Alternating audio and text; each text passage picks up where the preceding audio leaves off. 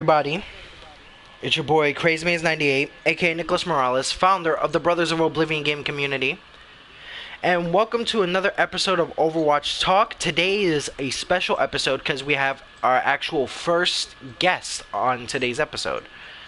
First I would like to introduce Eric D. Jones. He is the actual captain of the BFC Overwatch group on Facebook, which, if you would like to join them, the link will be in the description. And he is also representing the BFC, which is the Burning Fist Clan, which, is a group that actually helped the BFC, the B.o.O, get to where they're at, So, shouts out to, everybody who represents the BFC and everything. We're going to go ahead and share this on the group pages. Make sure to go ahead and subscribe to the moderators. Also, subscribe to, all the other channels that we have listed on there. And join us on our Discord channel if you want to go ahead and chat with us and check out with more of the other videos that we have. And we already have two people watching. Butter Tongsly, Larsto. How you guys doing today? First of all, Eric, do you have like a little introduction you wanted to say? You want to give any shout outs to some people? Actually, first of all, I appreciate you having me on. It actually is an honor to be your first guest, so I do appreciate that. Shout out to the BFC, Burning Fist Clan. We do appreciate everything that y'all do. But other than that, hope everybody enjoys the show. And let's go ahead and get started. Okay, just a little quick thing. We are not going crazy with the gameplay because I really want to get into this deep conversation with Overwatch, because especially with me and Eric, we love this game from the bottom up. So, like, we're gonna get into like certain debates, we're gonna get into certain talks, so I don't want people to get a little bit like, frustrated or like try to like go crazy and toxic. This is all just a friendly thing, all right? Of course. All right. So you and me, especially I started with beta. I don't know if you started with beta in this game. Did you start with beta? Actually, I did not. It's actually funny. I actually dissed Overwatch a little bit because I thought it was going to be the same first-person shooter as Call of Duty and everything like that. So I didn't officially start until February of the following year that Overwatch came out, and that was season 4. It's funny because I kept watching all the videos and the highlights everybody was putting up. I was like, okay, so this looks interesting. So I figured I'd give it a try. Caught it when it was on a sale, and I've been in love with it ever since. So I started in season 4 and been going from there. Okay, and with that, we got 4 people watching. Thank you guys for watching. Make sure if you guys have any questions for us, for me or Eric, we'll definitely be happy to to definitely go ahead and answer them properly. With me, I started off beta, so I had the beta for this. I had the beta for Battleborn, both of them, where I was swinging back and forth in it. And with that, I ended up, having fun with it. Mm-hmm. You know what I mean? And with that, it was a pain. It was a pain because it was beta, so I can't really get upset at the fact that it was a beta. So yeah. With that, we're definitely gonna go ahead and just like keep on playing from the beginning to the end to see how far it gets. Also, by the way, if you wish to tag people in the group, by all means you can. Oh yeah. Taj wanted to make sure he listened to this. That's why I made sure I tagged him in the post. So yeah, because he wanted to make sure. Alright, no problem. Just tag whoever wants to do it, because I know Taj is part of IG Overwatch, and because of IG Overwatch, we actually had a really good tournament that they want us to do, and want to continue doing more. And BFC was actually part of that. And yeah, you're talking about the 3v3 that had the cash prize and everything, right? Yeah, and when I get the actual PC that I'm supposed to be getting, I will literally start doing it on PC. So now it's gonna be switching back and forth in different areas. Okay. Aspirations, I like that. I like that. That's good. Yeah, we want to make sure that it goes to different areas, and like literally, Paladins made it on Switch, Warframe made it on Switch. It is possible that this game can make it on Switch, and if that happens, then we got Overwatch on Switch.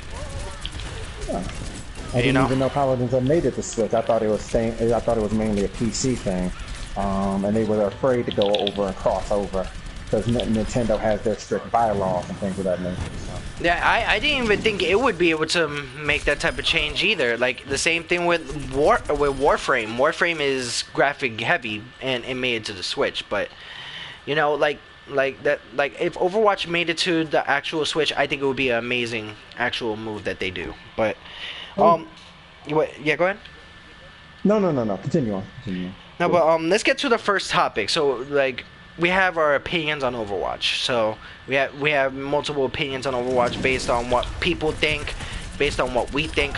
What is your overall opinion on Overwatch? My overall opinion on Overwatch has differed from when I first started playing. And that comes with just growing. I used to think the community was horrible, very very toxic. I used to think the game was not getting stale is a better way of putting it. Thought the game was getting stale in the beginning, but now as I've progressed and I've moved up and I've continued to learn and grow, it's not that bad. It has its moments to where it can still be stale because of and that's mainly because of the developers not putting out as many characters as much, not giving us updates, keeping us in the dark, things of that nature. But overall, Overwatch isn't a bad game at all. It's actually one of the better FPSs out there, even beating out previous Call of Duties.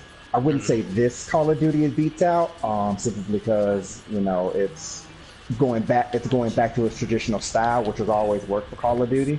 So, but as far as one of the better FPSs, of course, it beats Battleborn and all the other ones that try.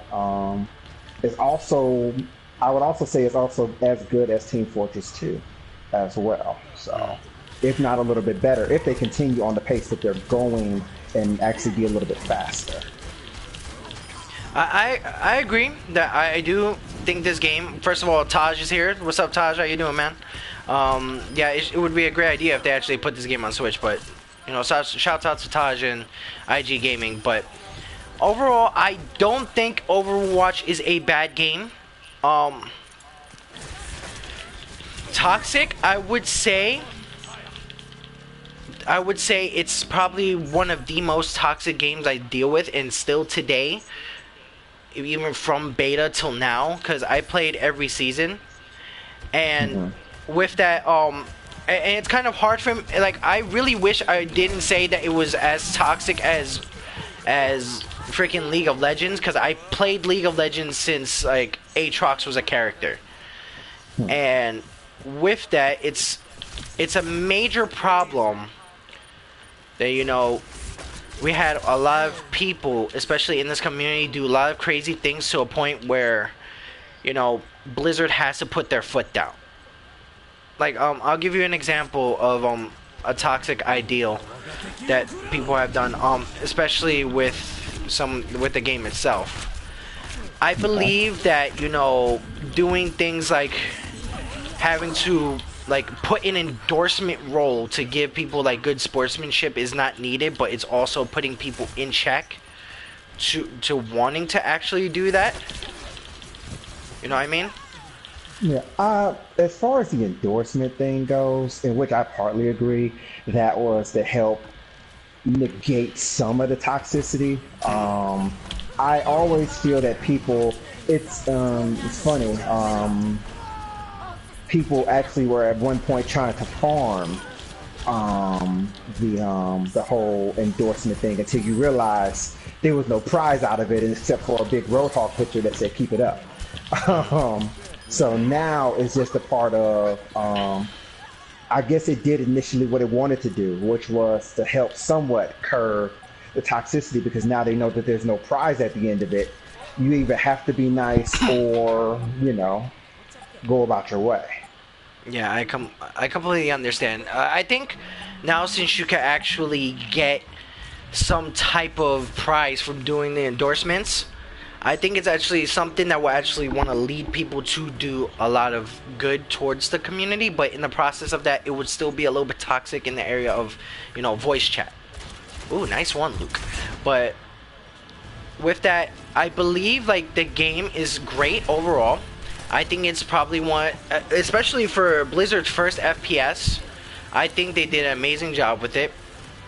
I think overall the competitiveness is a major thing that brings this game out. The cartoonish look, the stories through it, I think it does bring out a lot of good things to it.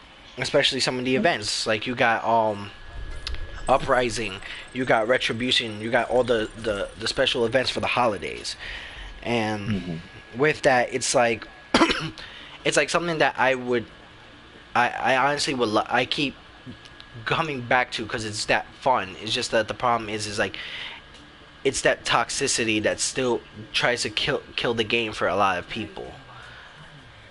The thing about toxicity is that comes from also within.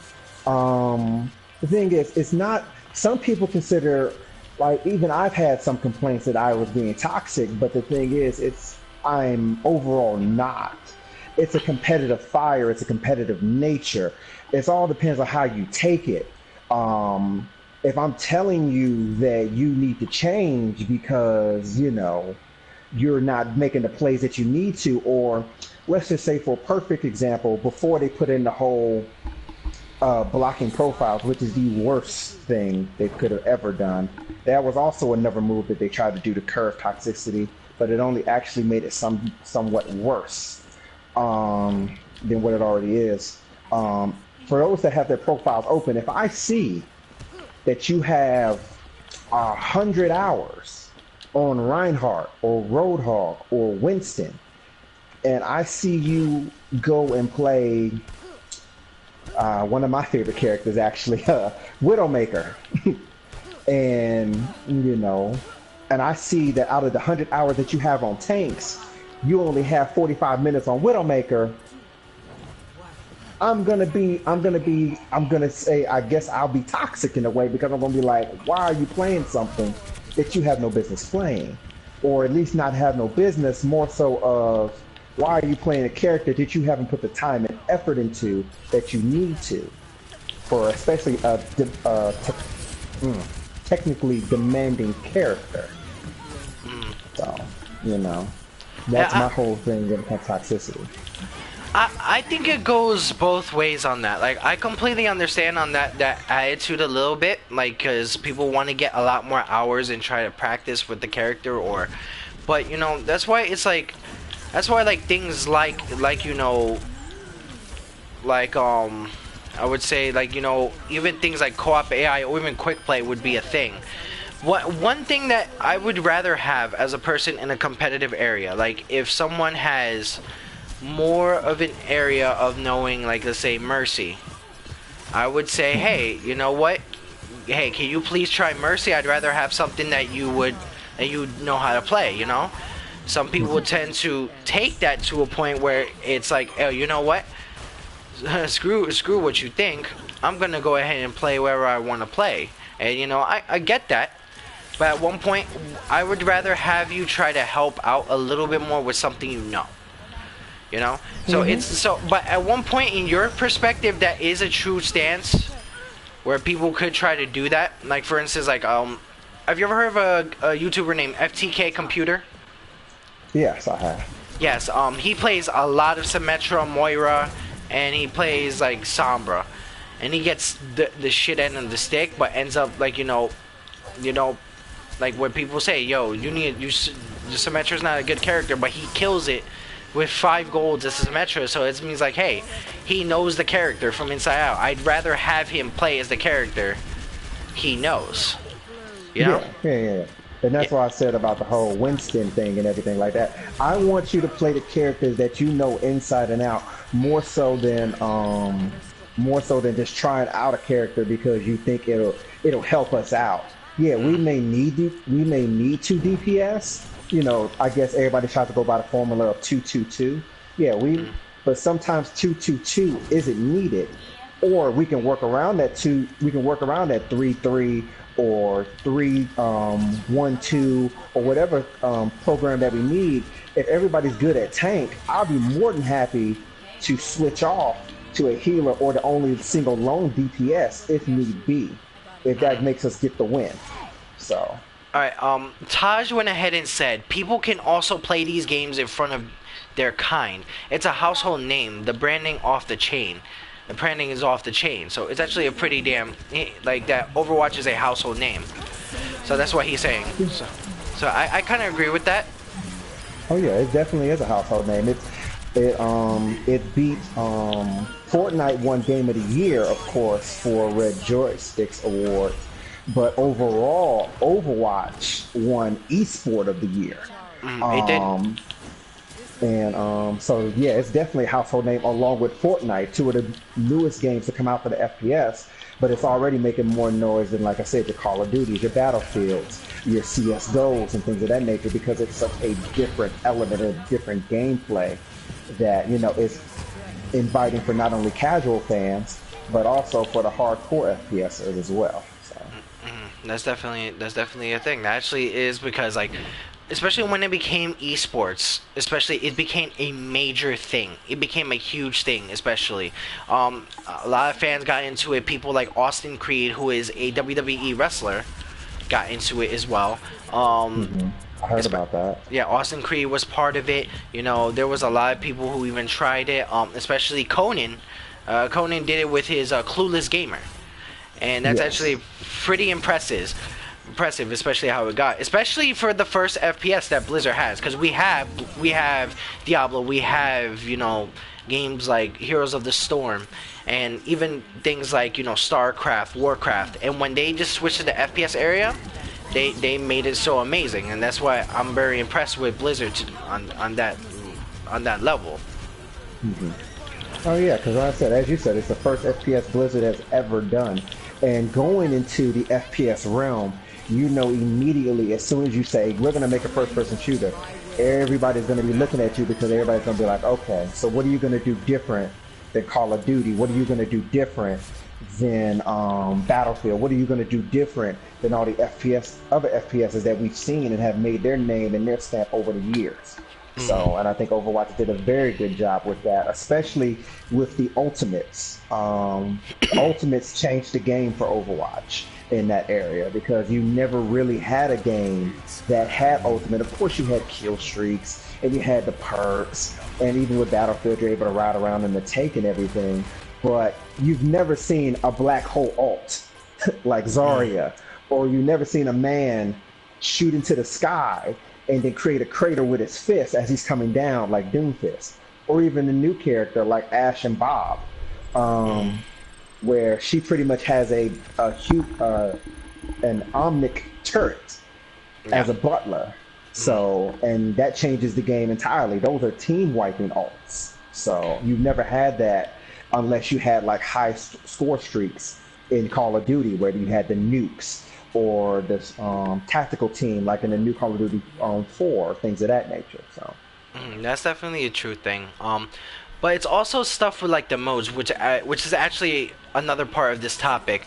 Like our favorite modes in this game. Like I wanna know what is specifically your favorite modes in this game. It could be anything of the arcade, it could be quick play, competitive, anything that of the special updates, especially the special events. What is your favorite mode or favorite type of, like, you know, game out of the whole Overwatch? I have to cheat a little bit because it's actually 3. Okay. I'll always love competitive. That's just by nature. I'll always love competitive. That'll always be my technically first love. But the other 2 are actually kind of new, that Overwatch stated that they would almost never do because they didn't want to be compared to Call of Duty, and which is free-for-all deathmatch, and also the special events. Free-for-all deathmatch, reason why that's my second, or really tied for first favorite, is because that's where I get most of my practice in. Taking a character like Ashe, Widowmaker, Brigitte, Mora, whatever character that I want to say, hey, this is what I want to practice with, deathmatch is the way to go because you're by yourself against 7 other people, and you have to use your skill to either come out on top or at least have a top 4 finish. And it all depends on you. There is no help. There is no bubbling safety. You have no safety net. It's all just about you and your skill. And of course, with the special events, I always love that when Blizzard decides they want to actually expand on the story mode. Retribution was the best thing that came out for Overwatch. I love the dynamic between McCree and Reaper, and how they officially became to be separated, or at least the event that led them to their separation, and for McCree to, you know, have the new path that he's on now. I love the dynamic between Reaper and Morrison, or Soldier 76 for those that don't know. And so, and how one crucial decision pretty much led or ended up creating almost the downfall for Overwatch. And that's a good story element that we didn't have before. So anytime Blizzard expands on a story with the special events, it's always something that I look forward to. And plus, you gotta love the loot boxes and the stuff and the skins that come along with it. So, especially Morris. Morris was the best thing, also out of Retribution as well. So. Yeah, I agree with that definitely. I think honestly the best modes for me were like, you know, the Uprising, Retribution, and something like, you know, like a Total Mayhem, because I love the fact that, you know, I have an upgraded character and my ultimates come by, and it makes it so much fun to want to keep on going and keep on like fighting and trying to see if we'll get who would get the payload and try to fight over it constantly, and it makes you want to sweat. Retribution Uprising is something of the story wise that I like, especially for this game. A lot of people would say that this should be a permanent thing. I kind of agree with it, but it's like, if that's the case, it's going to be one hell of a big game, honestly, in my opinion. Especially if we do like story modes like that, but I would like to see something like that happen, you know. But that's completely up to Blizzard to do so. But I believe, like, I hope that the next thing that happens is, you know, like a story of the Deadlock Gang with Ash, you know, McCree, and then other people, you know what I mean? Of course. Now, I guess for what Overwatch is trying to do, I'm actually glad it's not a permanent thing, at least for this setting. I would like for that to be saved for possibly Overwatch 2, because we know that that's either going to come, or, you know, something along those lines. I guess for this format it works. I think the only thing that I would change is the fact that I would want it, instead of having to wait until April, because let's face it, that's let's see, December, January, February, March, April, that's 5 months away from now. So I would rather it be, if you're not going to make it have to be a permanent thing, then have it at least every 3 months. But I guess Blizzard also says that it takes sometimes 6 to 9 months to create a character, or you know, sometimes a few months to create a cinematic. So I guess maybe the 5-month range is as good as they could get sometimes. So, or at least in that instance, sometimes a year and some change. I completely understand that they wanted. Yeah, I completely understand, like, where it takes like 5 or 6 months to come up with a character. Like, in a sense, like, they try to come up with something that will be interesting towards the fans, towards the story itself altogether.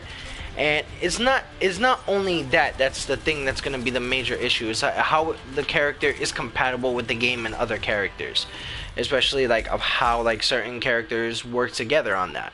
So yeah, like for instance, like as I said, like Ash, like, you know, like somewhat like, you know, of Hammond, like people thought, especially keeping people in that loop of wanting to guess who the next character is, people thought Hammond was another monkey.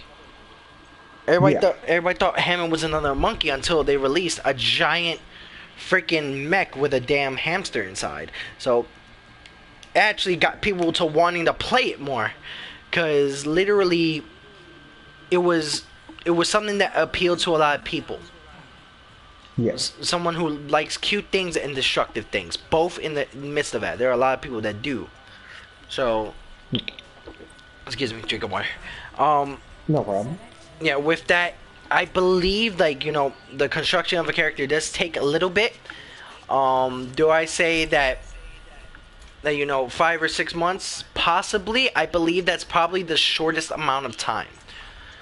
Because in one point in certain areas, you have to, like, let's say if any other type of genre games, if you have to come up with any type of idea what characters are, and especially have them interact with each other, it will take probably longer than that.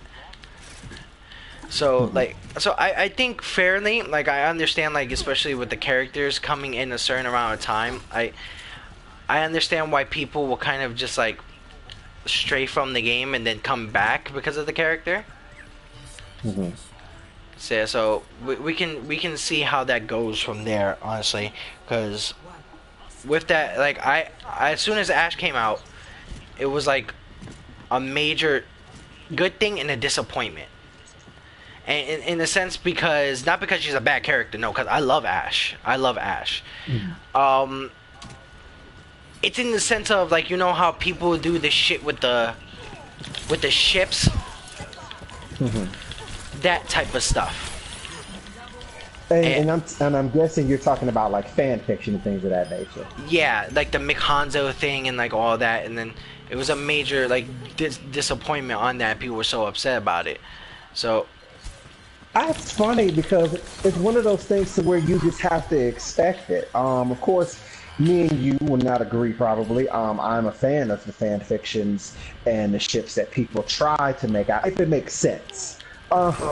Like Diva and Lucio. It makes sense. They're both fans of each other, of that nature. And they also respected one another not only on what they do for their jobs, but also what they do globally, of course, and things of that nature. And there's always, you're always going to have your Rule 34s and your Rule 63. For those of you that don't know, Rule 34 is, of course, if a character, the character is made, porn will be involved. And if not, there will be some created for it. And for Rule 63 is, of course, for every male version or every female version, there is a counterpart to that, such as there is always a male version of Ash, and there'll be a female version of McCree, which, ironically enough, is Ash. So I've always been a big component of making things fun, having fun with it, because you never know. Developers and things look into that sort of thing. Like, for example, 50 Shades of Grey was a was a Twilight fan fiction. Before it got changed and everything to where, of course, now you see 50 Shades of Grey has movies, books. Of course, it always helps out, in other areas as well. Some of the people that drew artistry for certain characters, Oda for One Piece, takes fan submissions and put it into his manga. I've had several friends that have written stories for DC and Marvel, and while they're not officially in the comics as of yet, but they have taken their ideas, which is why they say take it off the fan fiction site, everything copyrighted, because we may use it.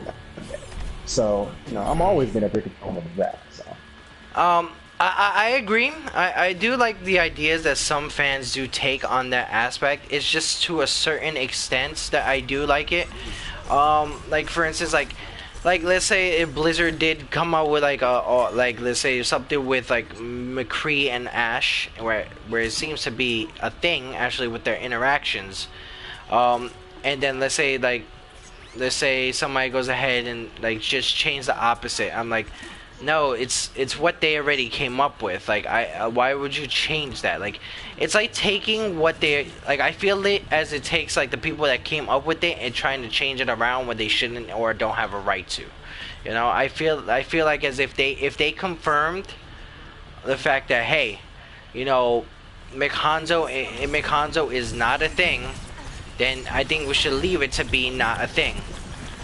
Like that's just me. That's the extent of why I don't like certain things to it. Plus also the other fact of the Rule 33, I think that's kind of weird, in my opinion. I feel like as if like, you know, because a lot of people could say, hey, you know, it's just fan changing, it's just fan characters, but like I think we all know, like, and we all see, hey, this is Tracer, this is all the other characters and stuff like that. But I think like some actual companies are so lenient with it. I think they should not be so lenient with it, because a lot of people tend to take those ideas, and I don't want to go ahead and see, like, you know, a good idea from Blizzard constructed by someone who worked so hard for it, and have it taken away from them. You know what I mean? Well, you know, no, trust me, I completely understand. But you know, that's why intellectual properties and things of that nature, like you can, like I said, if you try to take the idea that Blizzard has created and trying to make a profit off of it, then you know Blizzard or Activision or anything like that will shut that down immediately. So you know, that's the concept of what I feel that you know you have a, you know, you're correct in. But if it's just, you know, me wanting to write a fan fiction, like I said, taking a present idea, I guess, of like McCree and Ash, even if they say it's not a thing, currently, you know, if I wanted to write a fan fiction about what happened in the past, then, you know, by all means, I should be able to do so, and I'm not profiting off of it. It's just a story that I want to tell, of what I think may have happened, especially since, you know, especially if you don't think Blizzard is going to do that. Such as if you don't think Blizzard's going to do Devo or Lucio, if you don't think Blizzard's going to do McCree or Ash, or whatever you're into, whatever you think you can relate to, then, you know, you should be able to, you know, fulfill that idea and do what you so please, you know, as long as you're not trying to make a profit of it. Because once again, once you make a profit of it, or try to make a profit of it, that's trademark, that's copyright, you know, and, you know, the laws are in place to protect Blizzard and to protect their intellectual properties. So, you know, that's everything in there, what they have their protection for. So, and a lot of fans know that. So, you know, they'll keep it to where it's respectful. Yes, that's true. That's true. Larso, yes, this is Eric streaming with me. He's doing the talk show with me. He's my first guest today. So, we're just doing different types of different, you know, topics right now. We're not even close to done. We got a lot of topics though. Oh yeah. And shout out to everybody watching the stream. We do appreciate it. You know, once again, follow the links down below posted. You know, PFC Clan will always welcome you. Of course, you know, make sure you check out Nicholas' channel. He really will appreciate it. So, you know, make sure he gets as much as he can for the support. So yeah, let's continue on. Yeah, I appreciate it. Thank you very much. You know, definitely go ahead and join in with the BFC. They're very nice people, very skilled players. I've seen a lot of skilled players, especially in this game, and especially in that group.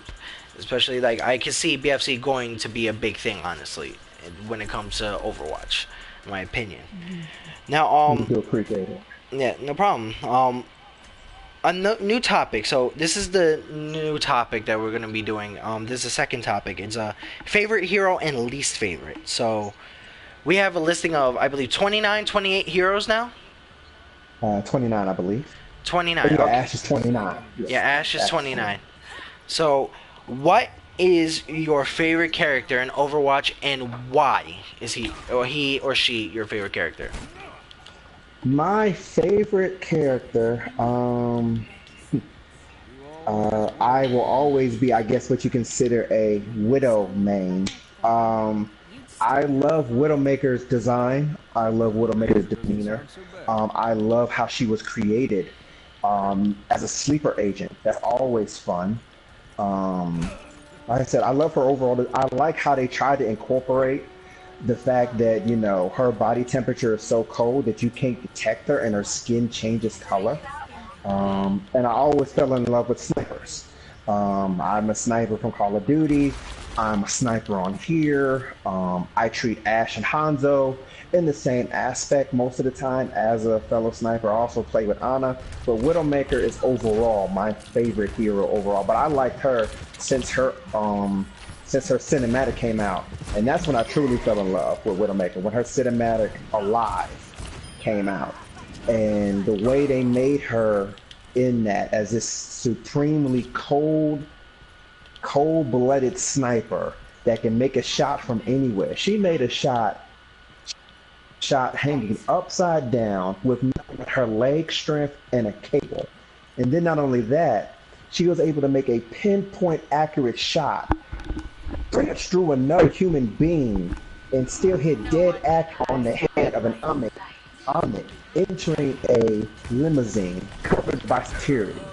That is a well designed and a hell of a character to introduce for people to love Overwatch. So, what about you?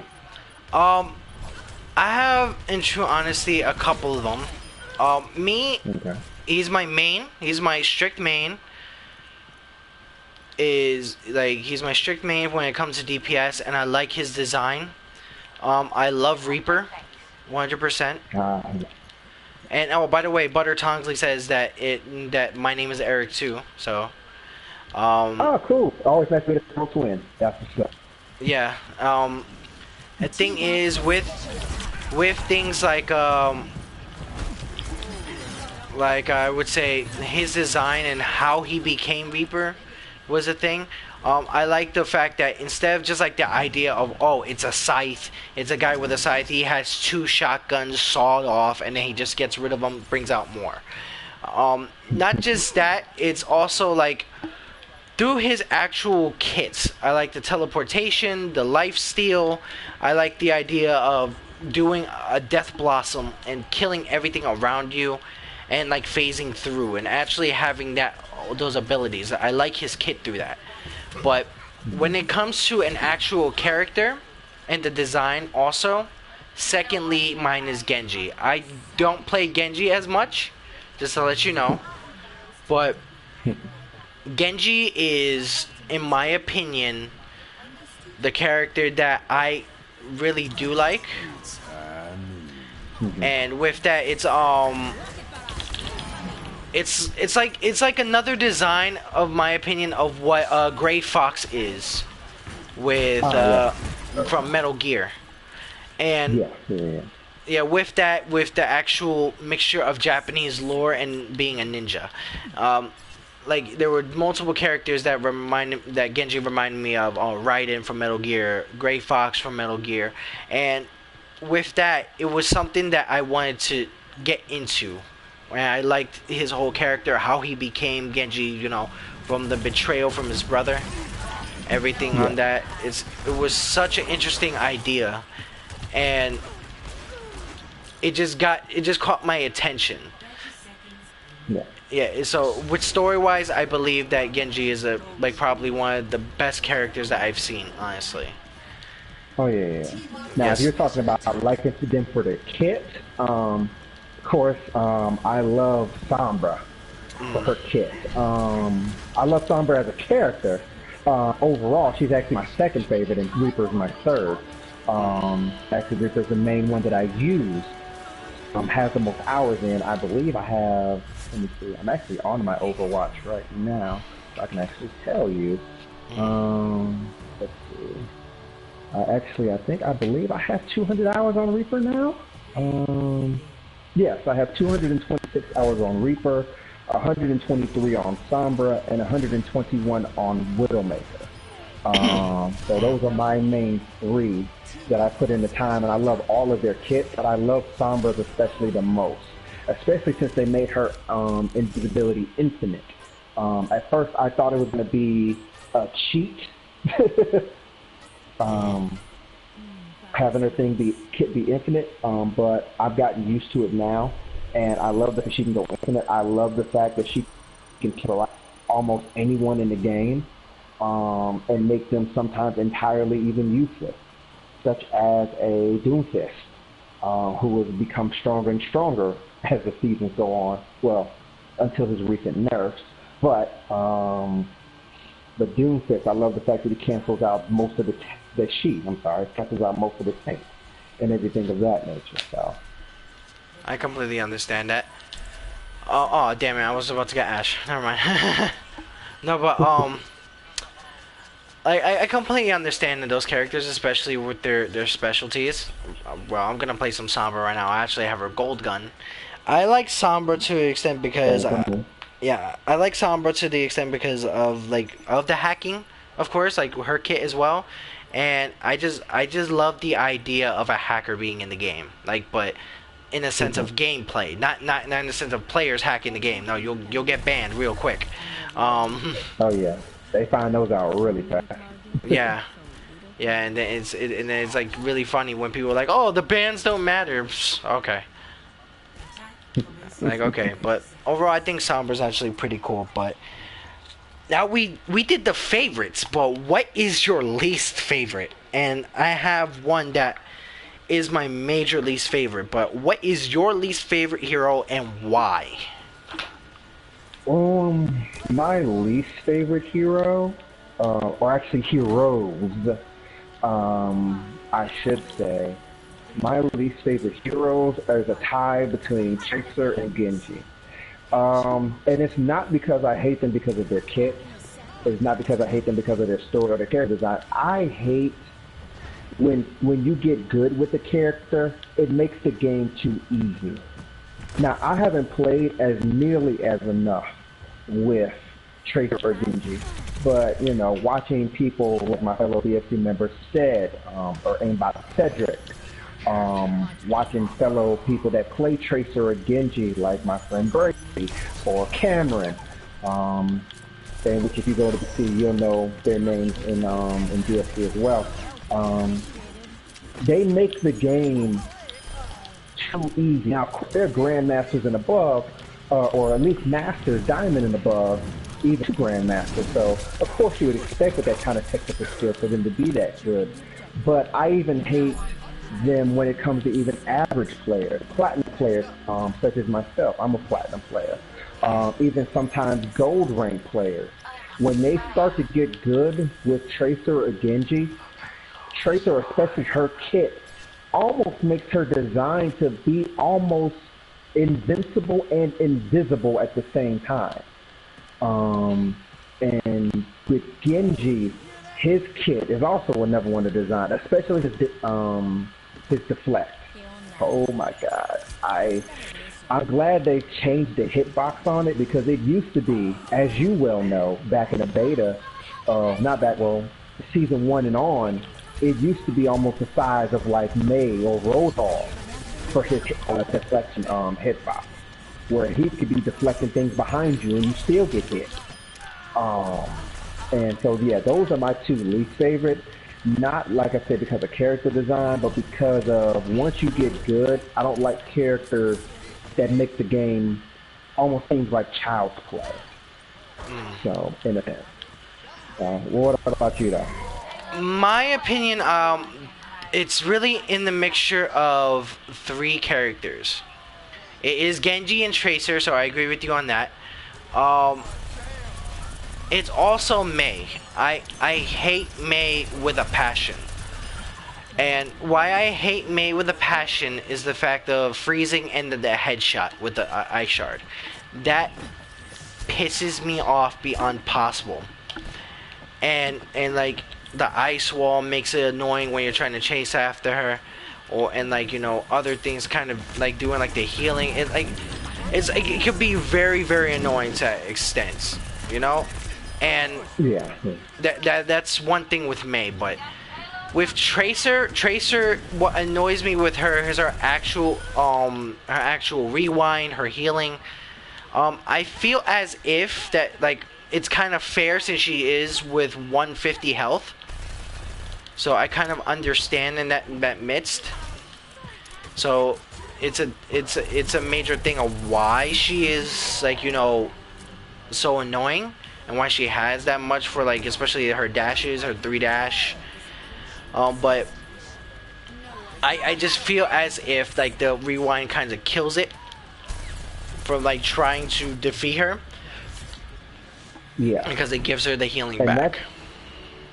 Yeah, and that's the thing. That's why I say where it makes her invincible and also sometimes invisible, because it's like you get her down. Yeah, she's 150 health, but that 150 health is a fallacy. That's really because if you get her, because say for instance, I shoot her with Ash, if a headshot kills her, but a body shot, as soon as you hit a body shot or as soon as you hit dynamite, instant recall. And then she'll blink up out of there, and or she'll pass you, and you literally have to have an omnidirectional thing when it comes to Tracer because she can blink in any direction. So you always have to be careful for that, and that's the thing, like you said, the rewind also makes it impossible. So. Okay, yeah. That's definitely a thing. Why? It's just like with Tracer, I find her like easy to kill when you actually use her actual counters. Like for me, like it's so much fun to kill her with a Brigitte. It's so much fucking fun. When somebody does it, I just shield bash, swipe, throw my thing at them, dead.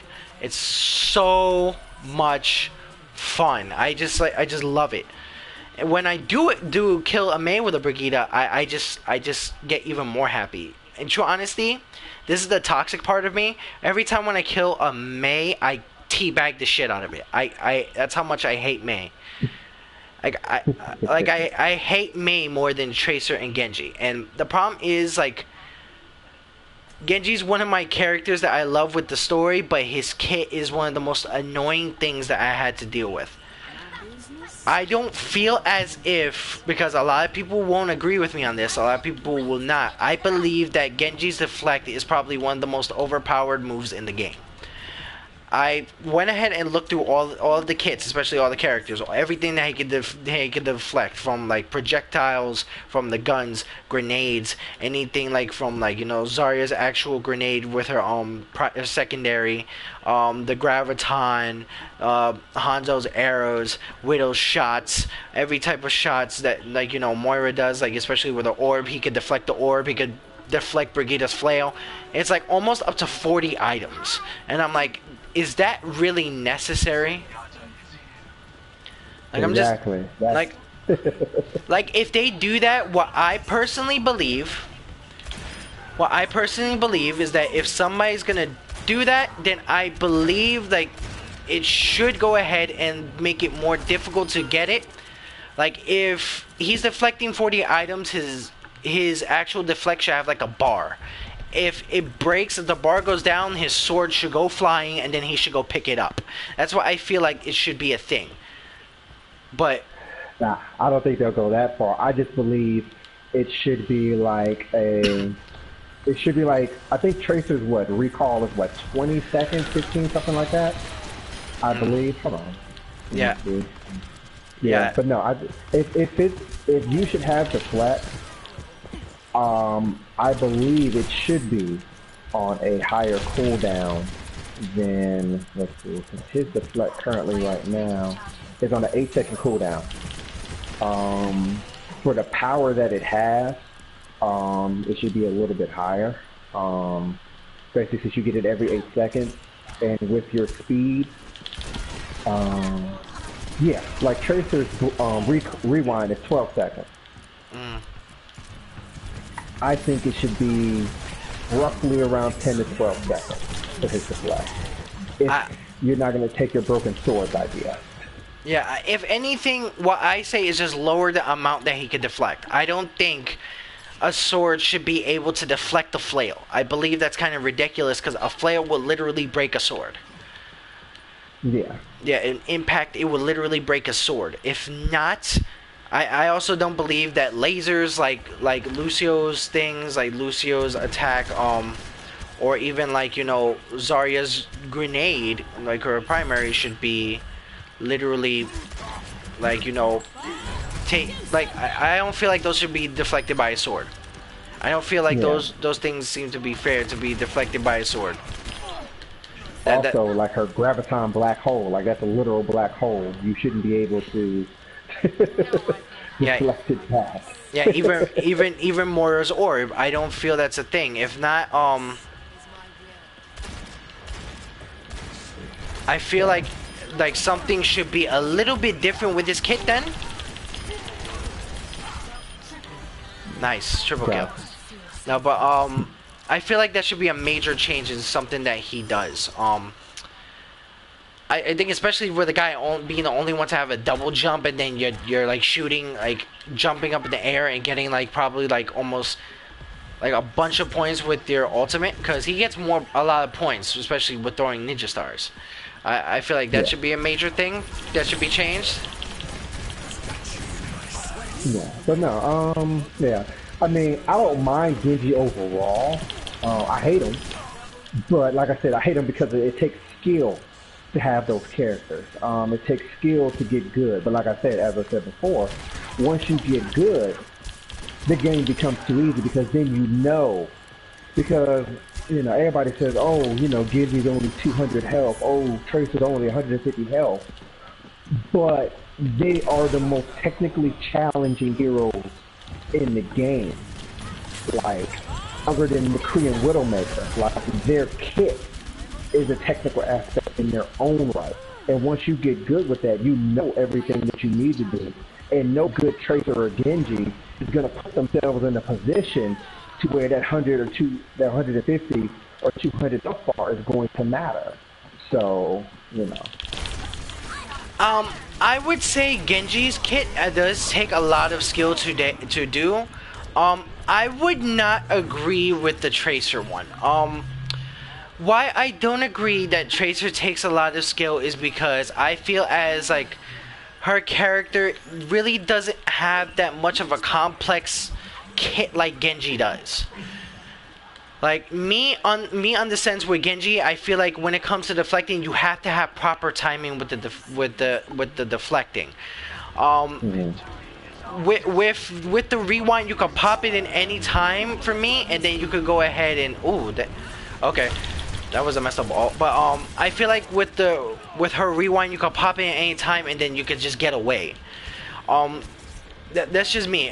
Even as a person who didn't play Tracer before, I got Tracer within like almost 5 minutes of understanding her kit. And the only thing that I find it a little bit difficult is the idea of going close up and doing massive damage. But overall, I believe as a character to learn her kit, I feel like she is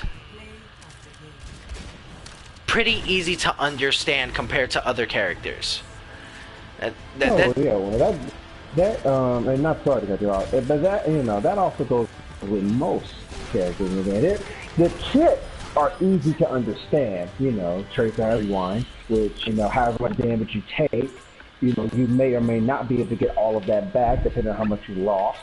And then her blink, like I said, are omnidirectional. You can go blink in any direction that you so choose.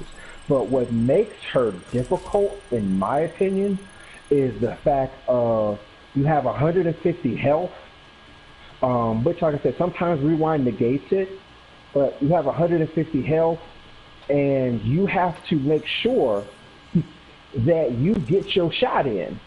Because if not, as you said, you love killing Tracer as a Vegeta. Don't get me wrong, I do too. It's fun. But, and as you said, if I'm Brigitte and I see you have a Tracer on your team, I automatically know for an instant. All I have to do is really hit you twice, and you're done.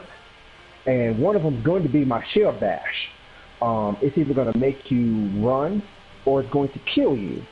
And that's the reason why I say Tracer is difficult with skill, because the kit is easy to understand, but to skill to be able to master it and have it's game sense, game knowledge, map knowledge, knowing who you're going against, counterplay, things of that nature. Because I've seen good Tracers make Brigitte look silly, and that's her direct counter. Well, Tracer actually can almost make anybody look silly, really, trying to chase her all over the map. But, you know, that's where I believe she is the most difficult, is because knowing the kit is easy. Mastering and having the game sense and the knowledge of the kit is an entire thing entirely. So. Yeah, me, I would say that a character, oh yeah, first of all, Larso, is like, how's it going with you two? Everything's great. We're doing great. We're just doing more of this talk show. I'm actually enjoying this very much. Once again, I appreciate you for being here. I appreciate you having me. Yeah, yeah, Bastion's story is pretty awesome as well. Larsa said that Bastion's story is actually awesome. Oh yeah. I never got to see Bastion's story. I saw others, but besides Bastion, I might have to take a look at that anime. It's short, but I've seen the short. Short is actually very funny. Um, Robot that gets a mind of its own, mm, fish out of water type story. You know, trying to learn things, but everybody's afraid of you because of what you did in the past. Very nice, very heartfelt story. Yeah, it's very good actually. Very, very good. yeah, Yeah. yeah. So I'll definitely take a look at that. With that, like, as I said, with the tracer aspect, I would say, like, in my opinion, like, I think she's easy to understand because reason being as that she's not meant for long distance, but mostly close up distance. And with Hmm. that, as a character doing that, especially with her reticle being so wide, especially with her actual spread gun, I feel as if because when I empty a clip on a tank, I end up getting like around 25 to 35 like ult, and Hmm. that's pretty impressive, honestly. With that, I feel like that's easy to get, honestly, especially when it comes to like things like having like a Reaper's ult, because like I could be shooting at things close up and then my ult will not go off faster than a tracer. I think it should be Oh based yeah, on no. I think it should be based on how much damage you're doing. You know what I mean? And with Reapers, it is just like with Tracers. Tracers is I think the fastest ult in the game. But once again, it all coincides with how much damage you're doing. As you said, if you're Tracer and you're pumping into somebody, all 40 of her bullets, especially if you're getting headshots. Headshots, of course, makes the game even more easier for her faster to get her ult. With Reaper, I've seen Tracers get their ult within the first minute of the game, within that more so within the first 2 minutes. Definitely within the first 2 minutes. If they're tearing it up like that. Reaper, I've known to get Reaper's ult also within like maybe 3 to 4 minutes. But like I said, as you said, it all depends on the damage. You got to be on your A game. A lot of headshots with Reaper. Some body shots will get you there depending on the character. Your tanks with the body shots, sometimes with the headshots. But a lot of your squishy characters will help you with the practice of the headshots. Will get you up there and get your ult fast. So, but all, like you said, it is based on damage. Most of the DPS's ult are depending on the damage. There's only very few that are not. Let's see. I'm actually, like I said, I'm in practice mode right now, and yeah, like if you get like with two headshots and a body shot, I'm at 25 with Reaper. So, and you gain almost 10 with almost with every headshot, especially 10 with a headshot, 12 with the headshot and the kill. So yeah, it all depends on the damage. I completely I can agree with that, honestly. I really can. Yeah. So but I would say in my opinion, I would say certain characters do take a lot more skill than a tracer, honestly. I would say of course the snipers do. I would say like characters like Sombra do take a lot more skill than a tracer. Doomfist definitely does because of the fact of Oh yeah. like his charge ability. I think they need to make that like weaker, but let it have a faster charge. But at one point, it wouldn't be Doomfist. You know what I mean? Yeah. Yeah. Doomfist is, that's why you fear the fist, because it one shot kills everything almost, except unless you're a tank. So Yeah. you know that's why you fear the fist. Yeah. Making it, I wouldn't mind it, but I wouldn't actually mind your idea a little bit. Maybe, yeah, make it to where it's still one shot like 200. But you know, but if it has the faster charge, I wouldn't mind or upset with that. That's perfectly fine. But of course, Doomfist was also, you know, made the count Tracer, Genji, even now Brigitte. So, and of course the tank. That is true. That's true. Okay, so we're gonna go with another topic, and this is the esports opinion. Um, so let me ask a question because I've had this opinion before, and I don't know, and I don't think we agree on this one. This is one we don't agree on this one. About the esports opinion. I think do you think really esports for Overwatch is a necessary thing? Like, is it really is this game MLG worthy? Do you think that Overwatch is MLG worthy in any type of sense, or in every sense? I believe I believe Overwatch needs to do whatever it needs to do in order to stay alive. And of course, esports is going to be the next step. Getting yourself to a broader, wider audience worldwide was going to obviously have to be the next step because, as we both know, before esports came out, Overwatch was on a almost dying period. So it has started getting stale. All the characters, were pretty much getting used to, except for the few. But once the esports came out, that's where it really decided to shine as almost as Todd said before, a household name. And then especially, it became even more of a household name when ESPN started to take over and started to host the games. I remember, like I said, my homegirl Anna, she was with her dad, or actually no, her dad was at Applebee's or some kind of restaurant, and he started to, he was telling her, oh yeah, I seen the game you play, Overwatch, on ESPN. So reaching that type of audience, our older generation, our parents' generation, and them even starting to recognize Overwatch as a big player in the esports community. That's what Overwatch needed to keep going. Now, what Overwatch needs to continue to do with the esports is it needs to start bringing it down to the rank level. Blizzard needs to take what it incorporated with the esports and bring it down to the level of ranked and competitive. Because when you go into a comp game, it's completely, totally, utterly different than what you see on the esports level. The esports level is the epitome of what Overwatch should be. Teamwork, communication, knowing your ults, knowing when the other team has ults, coordination, knowing the map. It is the epitome of what Overwatch should be. But then you get into rank, and it's like a crapshoot. And what we were going into the discussion before of, there's a third of the games you'll win. There's a third of the games that you'll automatically lose, and there'll be nothing that you can do.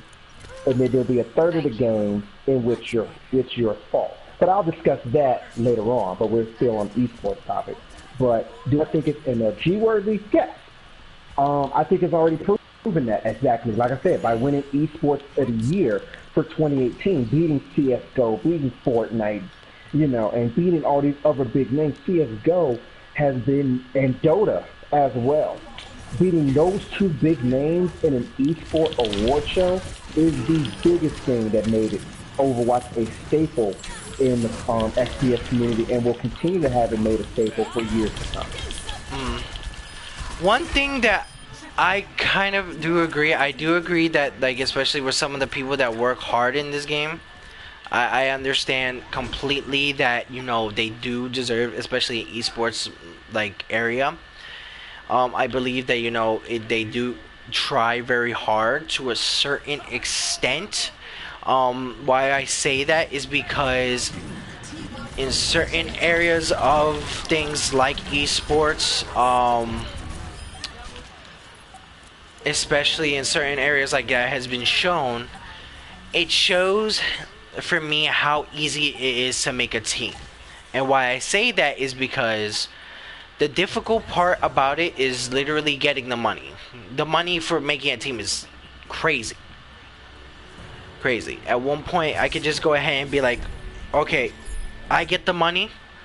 I'll say, all right, B.o.O is sponsoring this. We're Florida B.o.O. All right. I get that money down through it, and I get the people who are top 500. You know, you would want to get people with top 500 at least. And in certain areas, like in other teams, have shown, hey, you know what, that's not a true thing. I'll give you an example. Two players in Shanghai Dragons, one of my favorite, my favorite team, because one of the actual color scheme, not just that. It's sad that they couldn't at least win a game, but they tried. But yeah, of course. yeah, one thing that made a pain in the ass is that two of them got in trouble because they were sharing an account because they couldn't play on the same level. So it kind of shows like, hey, you got an account here, and then at one point, if you're not able to play because you're not on the same level, that's kind of weird. That kind of shows, hey, you're not on the same rank right now. And they got fined for that. That's a major thing, and that majorly shows, hey, you know what? Maybe it's not. You don't really need to be top 500 to do so. I think it's just because you need the things like the communication, like you said, like the communication to be able to do so, like to understand the game fully from like inside and out, especially from things like, you know, having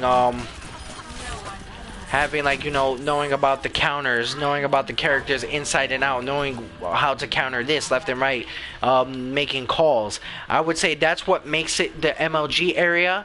I just feel like as if, like, if it says that everybody is top 500, I feel like some people are reaching the hell out of that.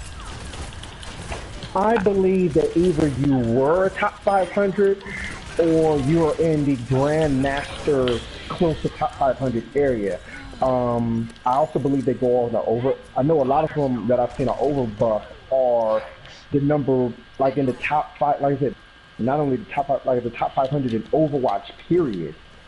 So, you know, it's not that far of a stretch, because if you want your esport to be taken seriously, you know, you can't get on a team like me or you that are, you know, platinum goldish players and say, here, we're going to make this team, and we get creamed. Like, you need the best of the best, and the best of the best is Grandmaster, top 500, or just an overall pro player to where your skill is so unparalleled. Because that's the thing. All the stuff that I mentioned, yes, but you also need to have the skill incorporated with that to be able to play in a pro league.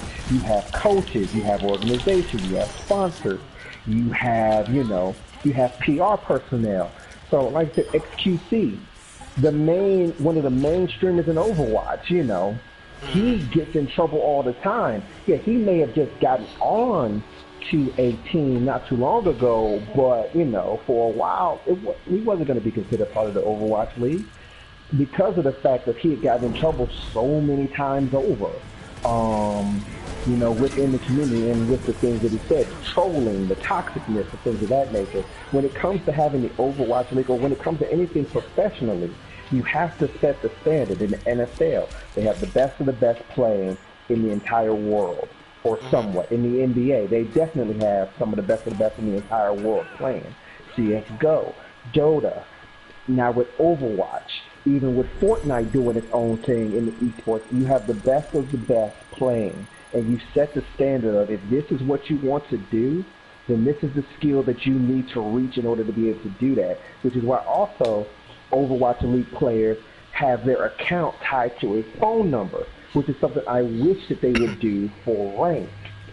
Not maybe a phone number because of privacy issues, but have it to a point to where you stop the smirk, because on console it's really bad for smirking, because of the PlayStation and Xbox and, you know, bylaws of, you know, all you need to do is just have another email and have that connected to your PS Plus, or, you know, your Xbox Live Gold membership, and you're good to go. Unlike on PC and going all the way up from PC to the Overwatch League, in order for you to have a Smurf account, you gotta buy a whole other game of Overwatch. So that's another, unless it goes on sale, that's another $60 you're spending, or whatever the case may be. So, you know. Yes, and that's true, in a certain sense. First of all, let me put this out there. I'm gonna say this straightforward. Fuck XQC. I don't like him. Straightforward.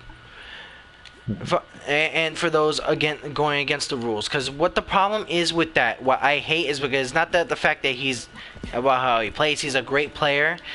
It's the idea of like, you know, of one like like doing that to a certain extent. Now the fact that, you know, he gets kicked out to a point where he's of that toxic area, but then the problem is he wants to blame it on Overwatch League. Now, what I have a problem with on that is because of the fact that he says that Overwatch League is not taking care of him or the other players like they need to. I don't feel like Overwatch League needs to go ahead and take care of the players. I feel like the people who are actually sponsoring them should take care of the players. That's just me. I don't take away credit for him how he plays, because he is a great player. I just don't think right now that someone like that who is representing esports should be anywhere on a major league area that is when he's acting like that and he's acting childish. Yeah. Should be anywhere on a major. It is funny because I'm watching the stream somewhat. Yeah, sorry. Be careful with that because like it could echo behind the mic. Of course. So yeah. I'm sharing it for somebody because they want to see it for later. But continue on. Yeah, but as I said, like I see a lot of people who play amazingly. I'll give you an example. Especially with him, like he's a great Winston. Like, he's a great Winston, but then when it comes to the toxicity, you know, I can see that a lot of people don't want to take that shit seriously. A lot of people say that, oh, you know what? It's not that big of a deal. But it is. Like, especially to Blizzard, how Blizzard went ahead and kicked him out of the whole season. Mm-hmm. And now people want him back, and then people try to get upset when Blizzard bans him. It's like, have you seen his streams? It's like, you get paid to play this, and you act like this, where a lot of people deserve that opportunity. That's just me. It's like, I feel as if, like, if you're gonna act like this or act like a baby, or in my opinion, I feel like he acts like a little bitch about it. I feel like you do not deserve to go ahead and be sponsored, 1 or 2. You don't deserve to be in Overwatch League. Even especially those who have done worse. As I said, I believe it was Fusion who had a guy who was boosting up people for money. Shouldn't deserve to be there. The Shanghai Dragons who were sharing their accounts don't deserve to be there. I feel like as if it's ridiculous that the fact that these people get the actual things like this, get the actual opportunities, even to get paid to play, and you're in MLG. So I feel like as if the requirements should be a little bit higher. That's why I feel like, especially certain things like stuff like that, like you know, like if they take a look at some of the Twitches or the streams on that, their overall look of their push in the community, stuff like that, I would say stuff like that should be a major thing of a requirement. But that's also another one of my questions that I want to ask you. What do you think should be requirements for the major league area of Overwatch? What do you think, if you were to go ahead and make your own actual esports team right now, what would your requirements for the esports team be? That is a hard thing to ask. To make your own esports team to join the Overwatch League. Of course you have to be, of course I would have to say you would have to be no less, I guess the highest what we've seen is what, 4.5, 4.6 overall total. I believe you have to at least be a 4. You have to be Grandmaster. Like, there is no exception. Top 500, I kind of can agree that it's not necessarily a requirement, but it's good to have because you want the best of the best. But you at least have to be Grandmaster. You cannot be a one-trick. That's the one thing I hate so much. Is the one-trick pony. It's good if it works, but a lot of times, like I said, since rank and Overwatch League are so different, most of the time it does not work. You can't be a one-trick. I would say you have to have. But see, I'm one of those sticklers that have high standards. So I need to make sure that when I look into me being owner of an Overwatch League team, I need to see that you have put in the hours with all of the characters on doing so. I would want a team of at least. I would want a basketball-sized team of at least 12 to 13 players. Make sure they have all different aspects. Of course, I would want some specialists. I would want, of course, I would have some DPS specialists, some tank specialists, some healing specialists. But I also want to make sure that you also have some other characters because schedule conflicts, things of that nature. So, but at least my main two things is that one, you can't be a one-trick, and two,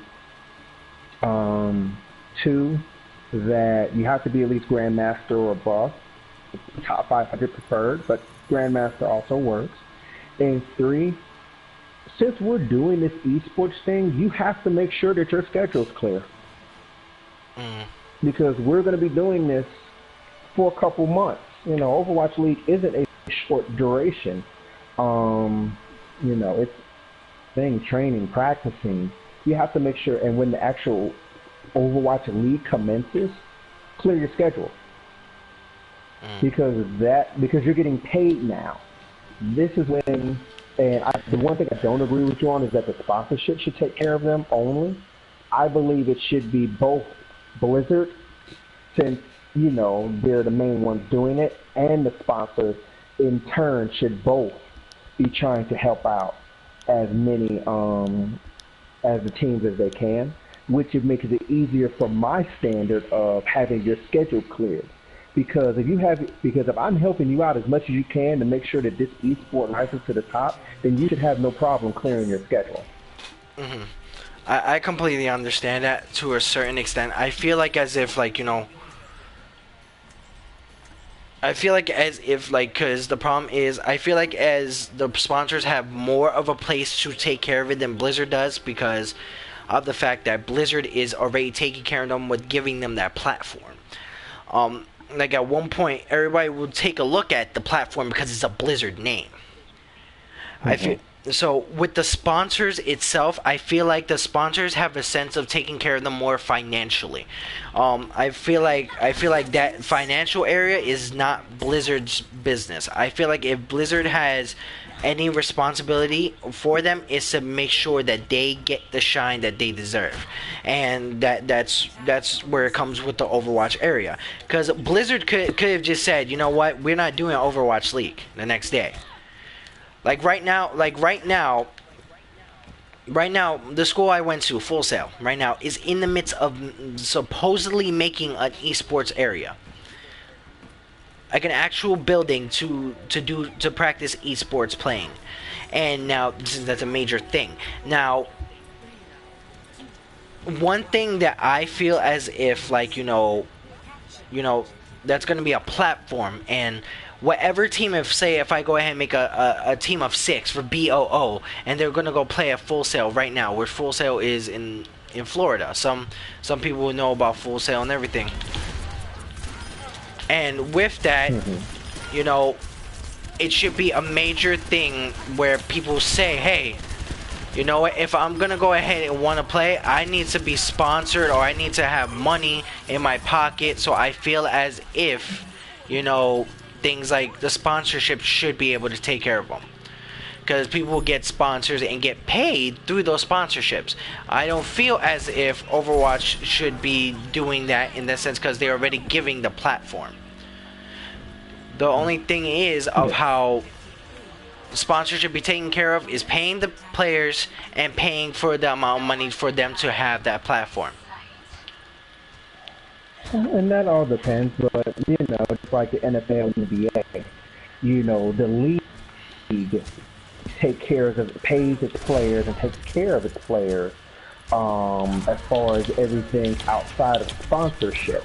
But you know, every NFL team has sponsors. You get the free uniforms, the free gear, and you know, things of that nature.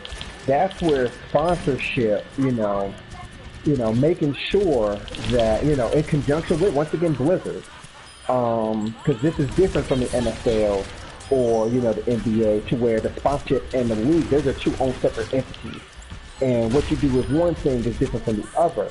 But since this is a conjunction with, hey, we're falling under the Blizzard banner, and sponsorship is under pretty much the Blizzard banner, they should be helping out to support one another because, like I said, as we both know, this is now a full-time job. You're getting paid a ridiculous amount of money. You're almost getting, I can say, what? They had, what, $50,000 contract? One point, like $150,000, something like that? It's depending. For one of the rookies?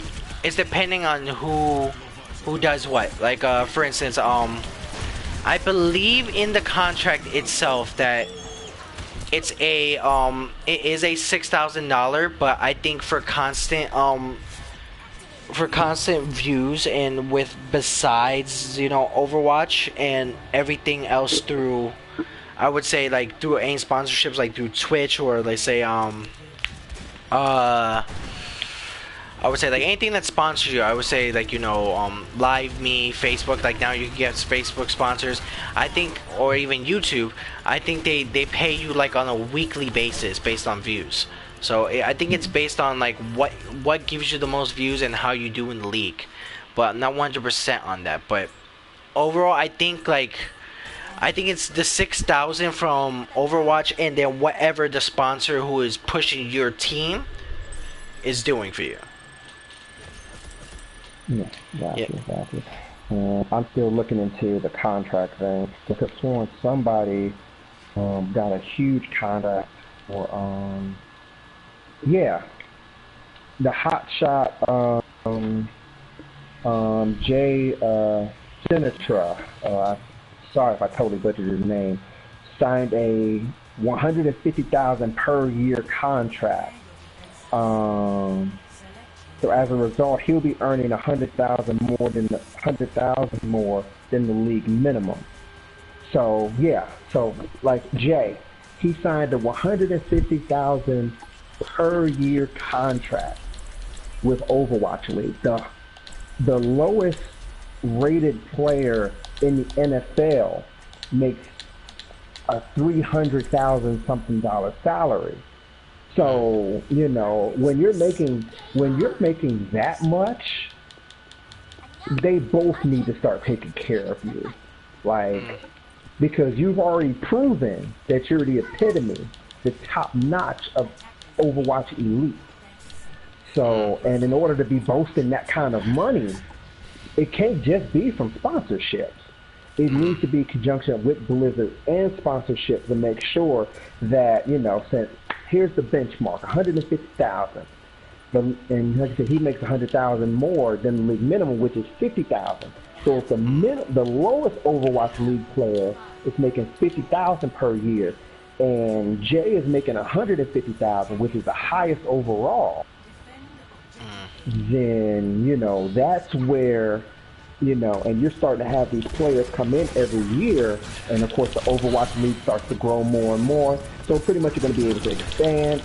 Blizzard and the sponsors need to start taking care of these players to make sure not only on the technological aspect of the gaming sense, as you would put for Blizzard, giving them that platform, making sure the servers and everything is top notch for them to be able to play on, but for also the mental health aspect, the medical aspect, the dental vision, things of that nature.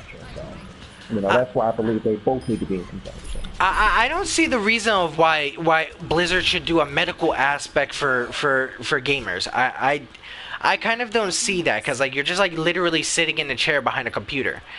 Like I believe that's like an outside thing. I believe like that should be something that you should do outside of Blizzard. I don't feel like Blizzard should be like literally to a point where where you're, hey, you know what? Oh, I'm depressed. Like, you know, I broke my arm doing this activity, and then boom, they have to take care of it with some type of insurance. I don't think that is gonna be a necessity. I don't think that should be a necessity. But if I'm paying, but see, the thing is, if I'm under your banner, if I'm technically employed by you, and that's why goals mean is taking care of the players, because I'm making sure that your business grows. I'm not see, that's the thing. I could understand that if I was an independent contractor, you know, because, you know, like the WWE, things of that nature, and even sometimes even with the WWE, they still have their wellness center, to where they do drug tests and make sure if you have concussions, you get taken care of, even as an independent contractor. So if I'm helping to make your business grow, I need some reassurance that you're going to be able to take care of me on the instance of, you know, and like you said, they're playing games. If they're in the off season, you know, maybe you can, you know, relax on it a bit. But during the Overwatch League season, if during the Overwatch League season, if I'm making money for you to help this business grow, then I need some reassurance from you as a company that you're going to have my back. If they, like I said, they're playing hours upon hours of games, or tournaments or things of that nature. If Rift goes bad, if my eyes start to go bad, and things of that nature. So, you know. Yeah, but that's also just my personal. Yeah, that's also on a certain aspect. Like, even certain jobs, like nowadays, even through retail, don't give that. It's like I don't see the necessity of doing that. Like, from like a MLG aspect. I'm thinking like anything of WWE, because it's majorly different. It's like you're actually putting in physical work. I don't see the idea of, oh, like, you know, my fingers are hurting. You know what I mean? Like I can see, like, hey, you know, maybe if something with, like, I would say allergic reaction happens, where I highly doubt that would happen. Anything under Blizzard's watch, and I think they have a right to go ahead and fix whatever hospital bills you got. But I do not believe, like, especially with certain things like that, I don't believe, like, you know, oh, I need to go ahead and take care of you for playing a computer game. I that's just me, because I don't see, besides playing the game, that you're doing anything that would actually like kill your health. Plus at one point, but that's the thing. But it's like if I go, like, if it's like, oh, my eyes are hurting, I'm like, why are you so close to the screen? Like, you know what I mean? But no, and I get that, but that's the thing. That's where that has to be written up in a way of, you know, dealing with the aspect of what you're doing.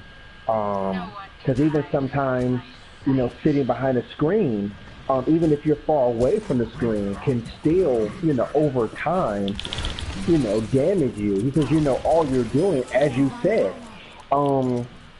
is sometimes just sitting there, playing the game, and, you know, if you're in the Overwatch League, you're practicing constantly, and freak accidents do happen. Things do happen during the course of the season and off season. So I believe there should be something in place to be able to at least be able to have, like I said, reassurance.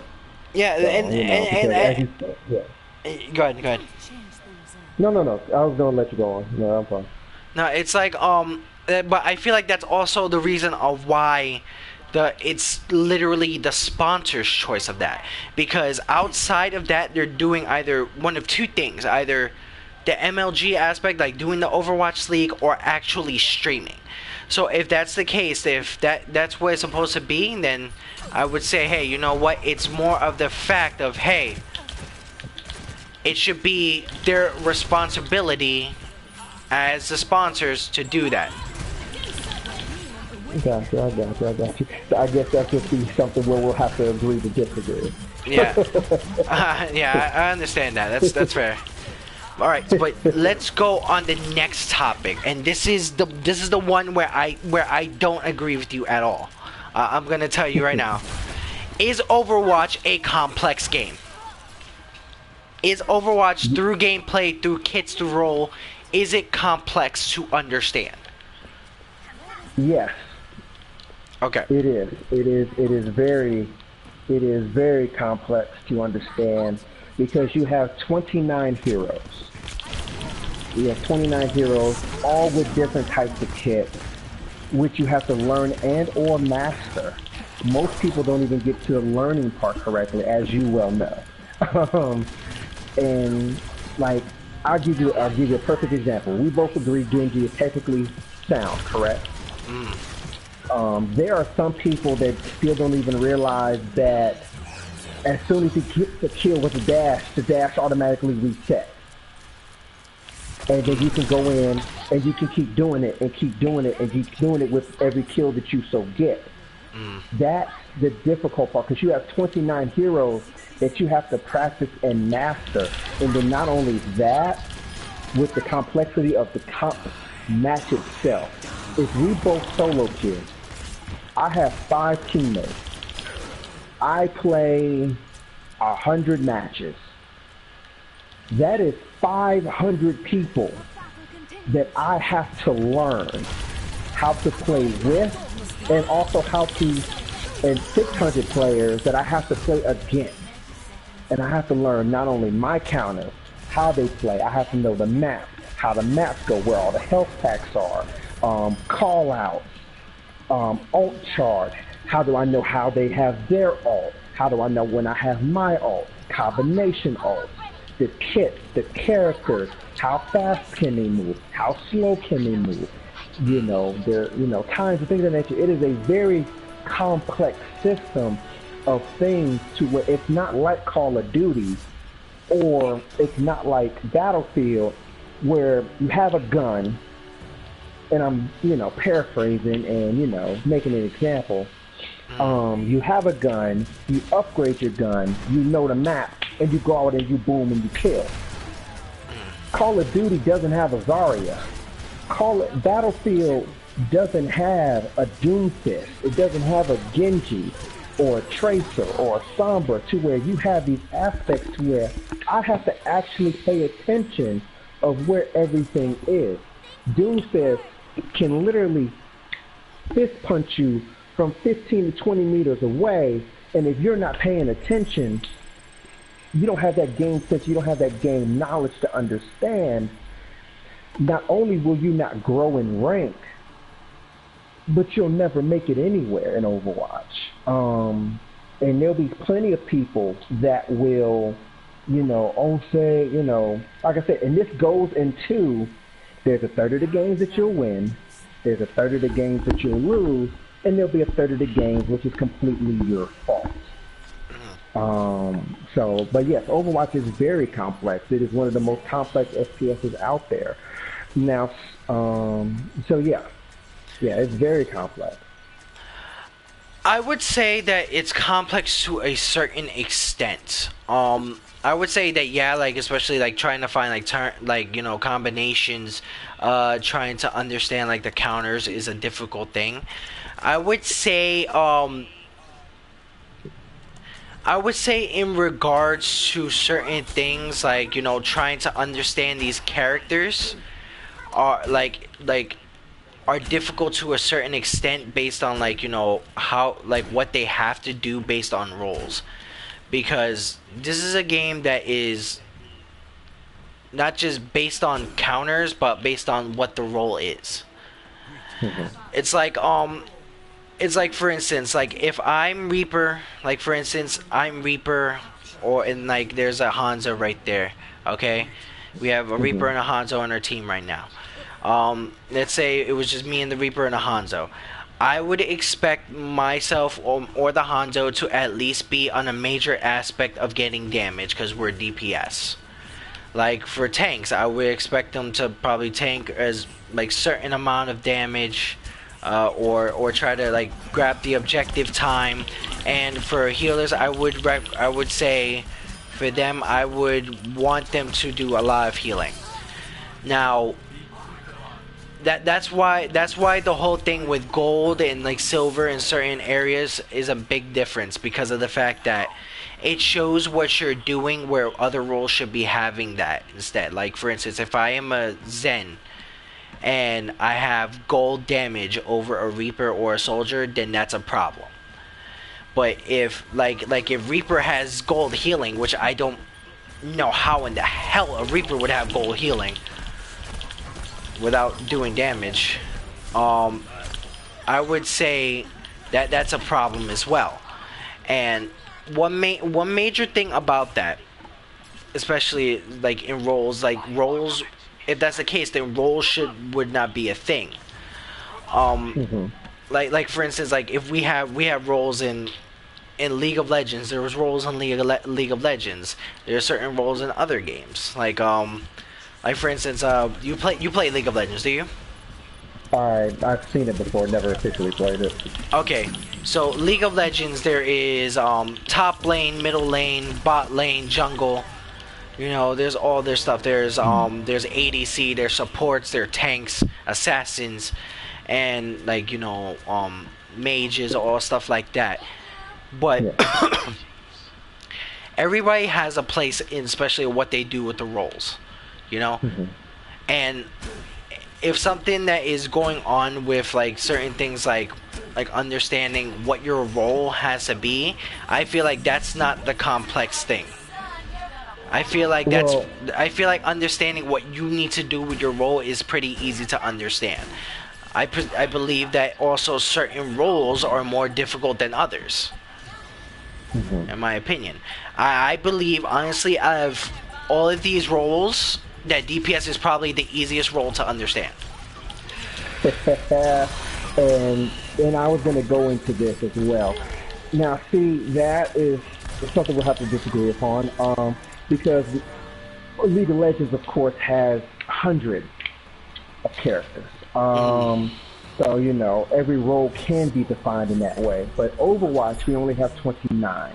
And even within those 29, and the tank, the damage, and the support role, because that's the thing. That's where the difference is with League of Legends and with Overwatch. League of Legends has actual healers. No person that does no person in the support role does just healing. You have a main role and you have a sub role. So even within your composition, you have roles and sub roles. Perfect example. Roadhog, Diva, Zarya. Your main off tanks that you will so see. Not only is their role to, you know, take the damage and be the tanky character that you are, but they also have the damage role as well. And they also have the creating a space role as well, along with your main tank. They have to be able to create the space for the damage characters to come in or come behind or do whatever they got to do. And then not only that, sometimes if your DPS is off doing their own thing on flanking missions or just going head straight off, your side tank, your off tank has the role, if your healer's in trouble, to peel back and save your healer. So they have roles within roles. The DPS, I will say, out of the three, is, I wouldn't say it's the easiest role. It's the less difficult probably of the three because you have lesser responsibilities, but your responsibilities are all still the same. Not only do you have to get damage, but you also have to make sure that you also protect your healers. And sometimes also that you have to protect your tanks. Reaper is a perfect example. A lot of times, yeah, I know we all Reaper names, we have our thing to where we like to go and flank and, you know, go do our thing, kill, go on the back line, and things of that nature. But also our other role is we're a tank buster. So not only should we be doing our flanking motions, but we should also be helping support our tanks. They help also create that space because you have 250 health. You're the closest thing to a tank that a DPS has, along with Mei, the character that I know you hate a lot. but they are the ones. If you have a 250 health, you're as tanky as it gets as the damage character. So your role is a bit different, in which, as a 250 health character, they're all close quarter characters. You're Maze, you're Reaper, you're Doomsday. They're all within close quarters. They're not far away characters. So And you're a tank buster and things of that nature. Go ahead. yeah, and you know, that's not like, I don't disagree with you on that. I just say it as the sense of roles and what needs to be done. It's like, in the sense like you got Reaper as the tank buster, yeah, because he's close up, like, especially based on what he has for his is not just for his kit but for weaponry in general. Reaper by himself is someone you want to do close up damage. To not do close up damage with Reaper, I personally don't know what you're doing. It's like, it's just the role in general of in between damage, support, and tank. I say, as in when it comes to like, especially things like having like gold eliminations, gold objective kills, healing, and all that, and that's perspective. I'm talking about like, as in eliminations, somebody like a Zarya can get eliminations with her graviton and then throwing the grade, killing 3 people, and then get gold. Like, Moira can do her ultimate and then toss her Discord orb and kill people. Same thing with Zen, his ultimate, and kill 3 people, end up getting gold on that. But the problem that I'm having specifically, especially with some of the games, is that I don't see like things of that needs to be done on the role area, that what they're actually designed to be on. Like, for instance, if I'm a Brigitte, I would try to want to go ahead and do at least most healing. Doing things like defending myself is gonna be something that every character can do. I don't see like as a character not defending themselves. It's like having a pacifist in Overwatch. It's like, why is this a thing? You know what I mean? Like, of course you're gonna have people who are gonna fight back and do major damage with their character, but if I'm a Zen, I want to go ahead and be able to pop in with the healing more than what I'm doing with the damage. Because if I'm gonna be healing everybody, especially with Zen, his ultimate is able to go up to like probably around 2,000, 3,000 healing with Zen, I would need to do that. Like for instance, Roadhog. I'll give you another character who is an aggro character, just like Diva and just like Zarya, pretty aggro. Alright, with Roadhog, I'm always on the point. I'm always on the point. I'm always tanking on the point, getting kills on the point, and then if I need healing, then there's a Mercy or whoever else is healing right behind me, and I'm capturing that point, and I have a lot of objective time. I feel as if that's where it's a necessity to be able to equal out what everybody's doing for their part.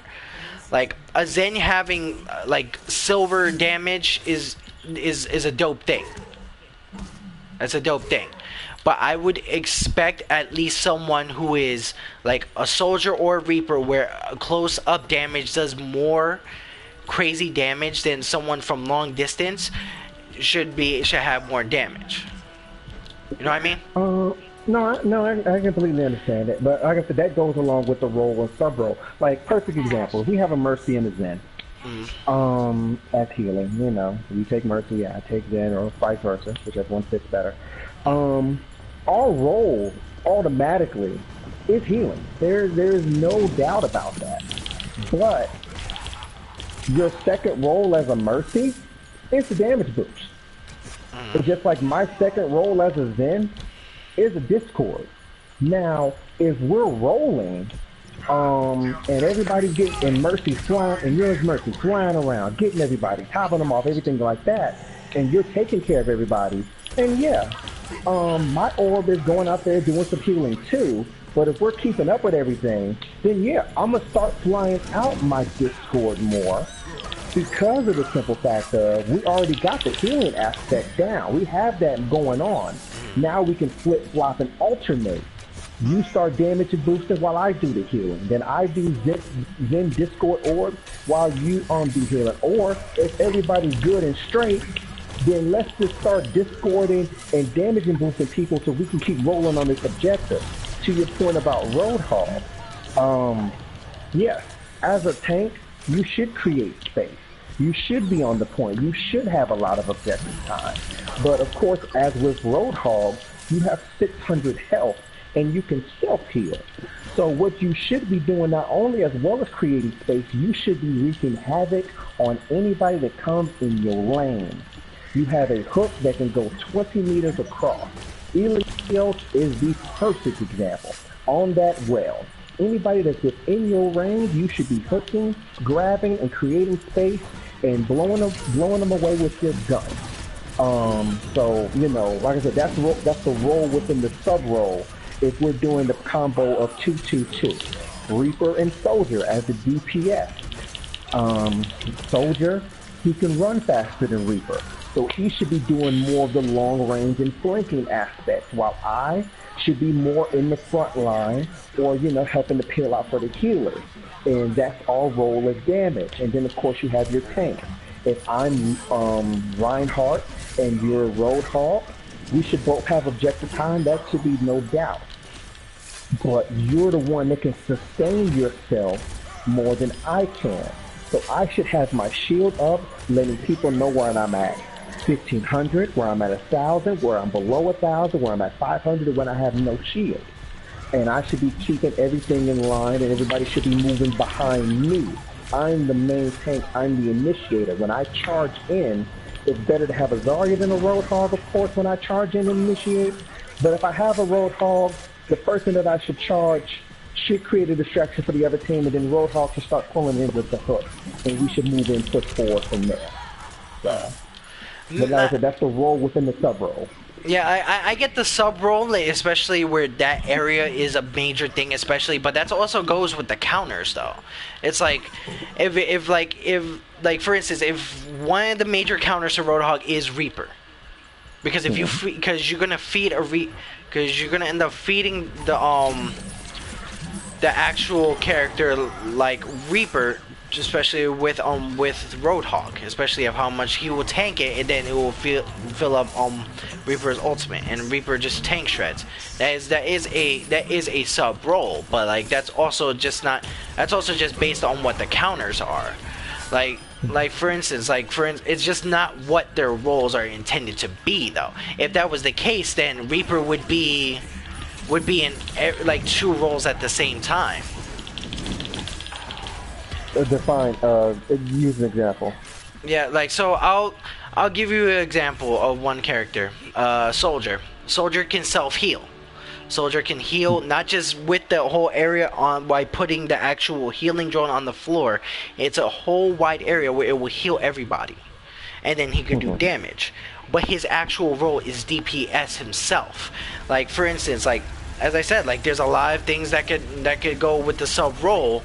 But then, if that's the case, if he can heal everybody else, he will also be in the support area. You know, but he's also within just the DPS, like Zen. Zen is the glass cannon of the game. Then Zen does major amounts of damage, even with throwing the orbs and with doing his actual secondary shooting. But the problem is, the Discord and the Harmony are also supports. Why they're supports is because, one, it's also supporting the DPS to get more damage with the Discord by popping it on someone, and you're calling it out, and then if somebody's healing, you're healing somebody in the process of that, doing that Discord, and doing that during the Harmony. You know what I mean? It's like you can have Zen do that major DPS, but the support area is with the Harmony and the Discord, and also his ultimate himself. You get my point with that? Yeah, no, I get it. But that's why, you know, in some cases where you have hybrids, because at one point Symmetra was in a support role, but we know, for instance, that Symmetra's main, like Symmetra should have always been, when they had the four categories, should have always been a defensive character. She wasn't. When we think of support, as you said, we think of the Zenyatta, You know, his main, that's why he is a support character, because you're right. His main role is support, but he's a support DPS hybrid because of the Discord. Yeah, his main role may be support with the healing, with the transcendence and the healing orb, but let's not make no mistake about it. Zenyatta can have silver damage, can sometimes have gold damage if the team is rolling because of the Discord he can do for himself. As you said before, also with Soldier, there are some Overwatch League players that use Soldier in a support fashion. But that all depends on your level of skill. You just can't go in there thinking that, oh, we're about to do this, and you don't have the skill to be able to perform that. If you use Soldier in that support role, then be prepared to use Soldier in that support role. If you want Zenyatta to be your DPS role, then be prepared to be able to perform like you've never performed before with Zenyatta. Which is why Ghost comp is so prevalent. Triple support, triple tank comp was so prevalent because you took away the standard DPS role and you said, okay, we have hybrids here that can do both and do both jobs. DPS, Diva is a tank DPS hybrid pretty much. If you wanted to put them all in categories, Roadhog especially is a tank DPS hybrid. The only tankiness he has is his hook and his body. Other than that, he is pretty much a full-grown tank DPS. And that's why those comps are so prevalent. Yeah, it's just that the problem is with those comps is that the thing is, as I said, it just goes with what is needed. It doesn't really go with what is needed. This is why, like, this game is calling for lock-in. Because of the fact that one thing, a lock-in system would be the best choice for this game. Especially when you're choosing a game. I feel as if like a lock-in system, as soon as 2 DPS is chosen, then it should lock out DPS and then the rest should be chosen. I feel like that should be a major necessity, especially when it comes to this game. And one, it gets people to wanting to do the role that they're actually setting to do so, because there's going to be times where, you know, a certain person in leveling and like especially in healing where they're supposed to be is not doing enough. Like for instance, a Zenyatta and a Lucio cannot do as much prevalent healing than what a Moira and a Mercy does to a whole group prevalently. So like for instance, like especially with doing that actual role, it will go ahead and benefit the team more because you have the primary guy who is healing, and then you have the backup. You're having backup for each role on that aspect, and right there it will leave it a little bit more even, if I say. Like so like for instance, if I got if Mercy's down and I'm playing Moira, boom, Moira get in, heal whoever needs to be healed. You know, and that's the major point of, especially with the roles. Even if somebody can go do DPS, I could sure as hell do major DPS with Brigitte. But if they need me to do some healing right on the spot, when our Moira is down, our secondary is down, or our Mercy is down, then boom, I gotta do my job for what I was doing for, what the support is.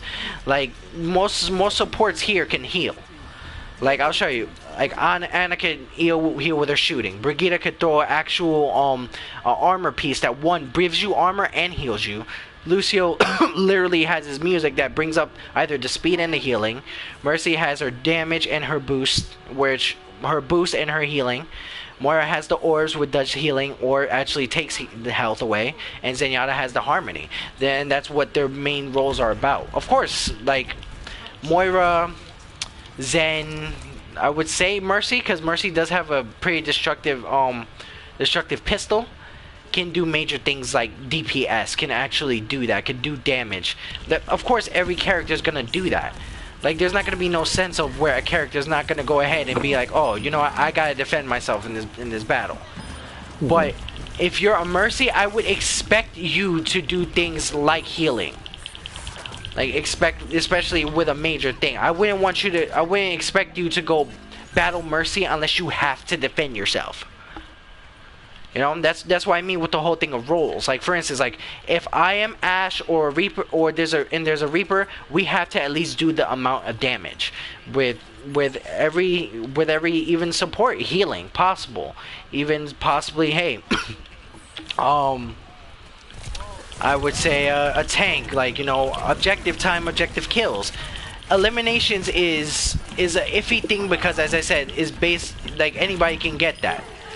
Like for instance, I can get I got like literally a 3 or 4 person kill with Zen at one point, and that let me do play of the game, and I ended up getting, you know, gold eliminations. Like, okay, no problem, you got gold eliminations, great. Are you doing enough healing? Are you doing gold healing? And it's like no, that's sort of a problem. We need you on that roll. Because just in case, if something goes down and we need you to do healing, boom, you're already on that roll. We need you to do healing. You know what I mean? That's where the whole thing with the roles come in. But that's also where, you know, we'll also have to disagree on that because I don't believe in the lock-in system. I know that's what a lot of people want because I feel that of course there should be 2 mainstays. You should have at least 2 healers. That's the only thing I believe, at least, and I say at least 2 healers is the mainstay. Everything else, and maybe 1 tank. Everything else depends on your skill. Because like I said, if everybody had the lock-in system feature that everybody wants, where it's pretty much 2-2-2, then you wouldn't have your GOAT comp, you wouldn't have your triple support, triple tank, or even the quad tank with 2 healers. Sometimes you wouldn't have your, you know, some of your dive comps and things of that nature. I believe it's more predicated on skill more than actually what should be a role, because nowadays we're getting so many hybrids.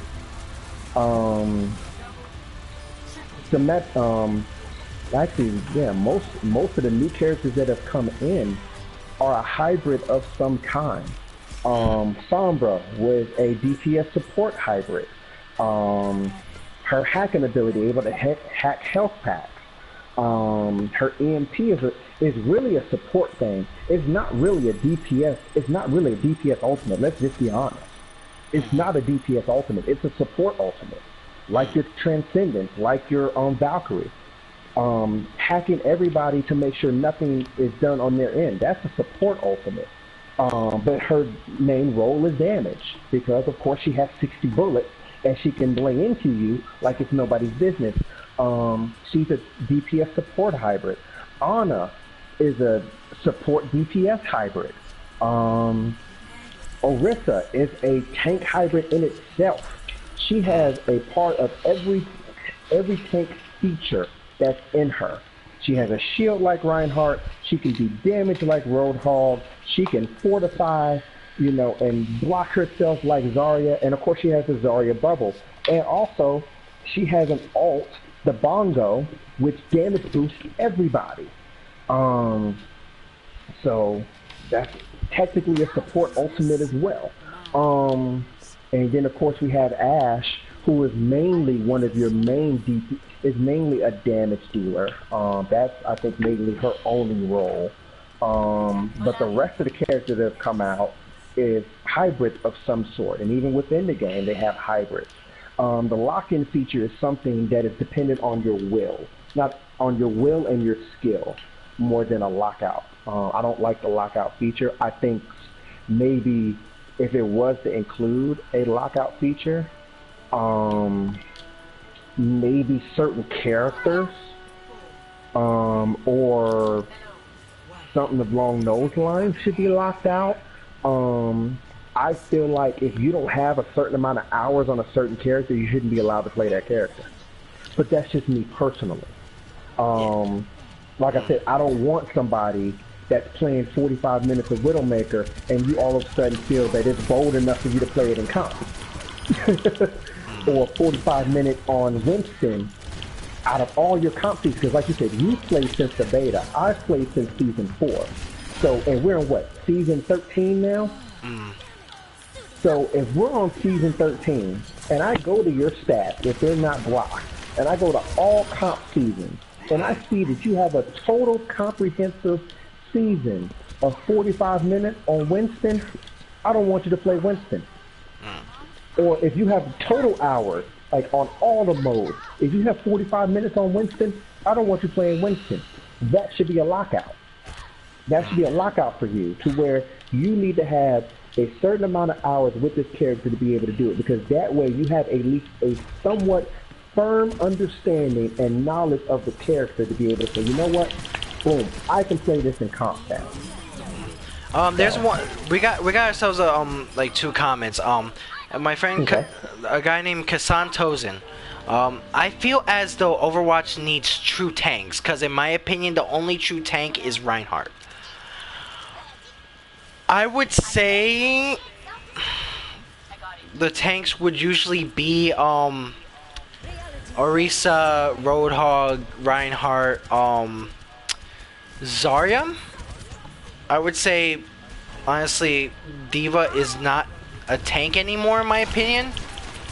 I feel as if that making her aggro was not a smart idea. As I said, I don't feel as if she needs to be.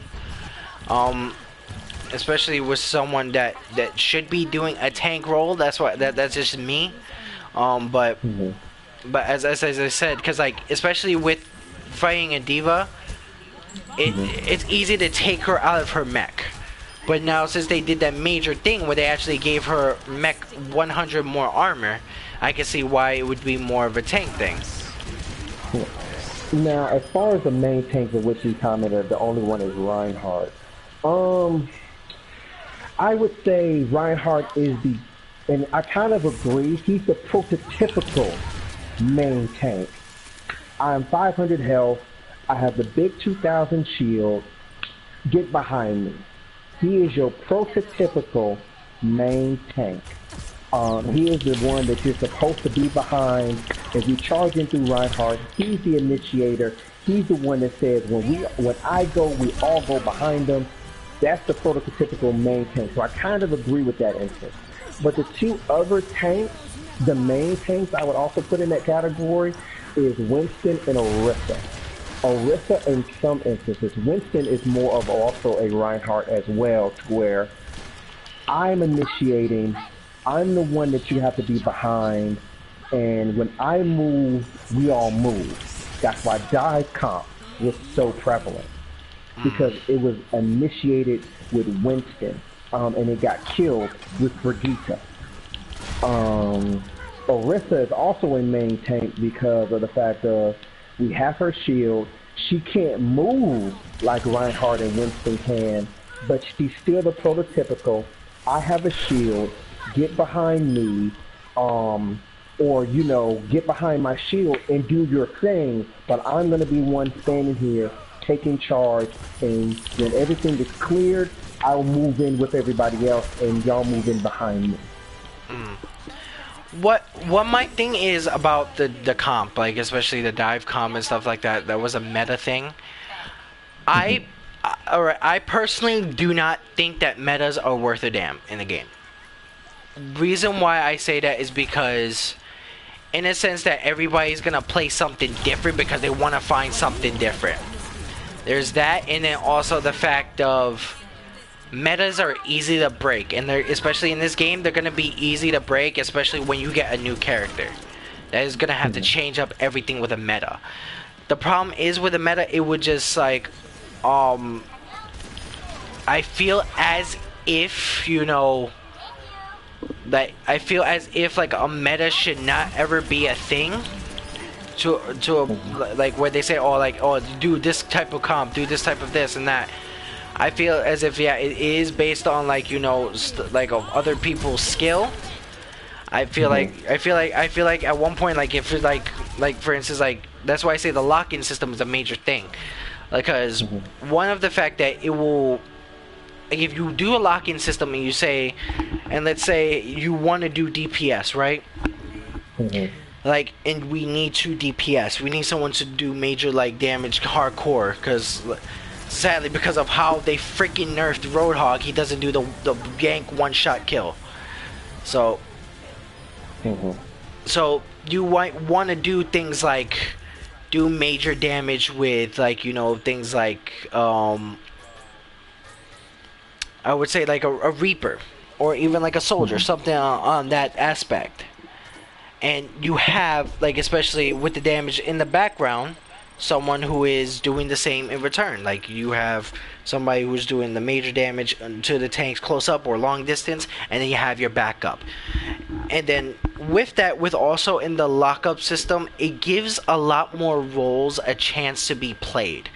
I would say a lot of characters that are played more in the actual lineup is DPS, with the addition to Moira, Brigitte, and I would say Mercy, because they're the initial healers.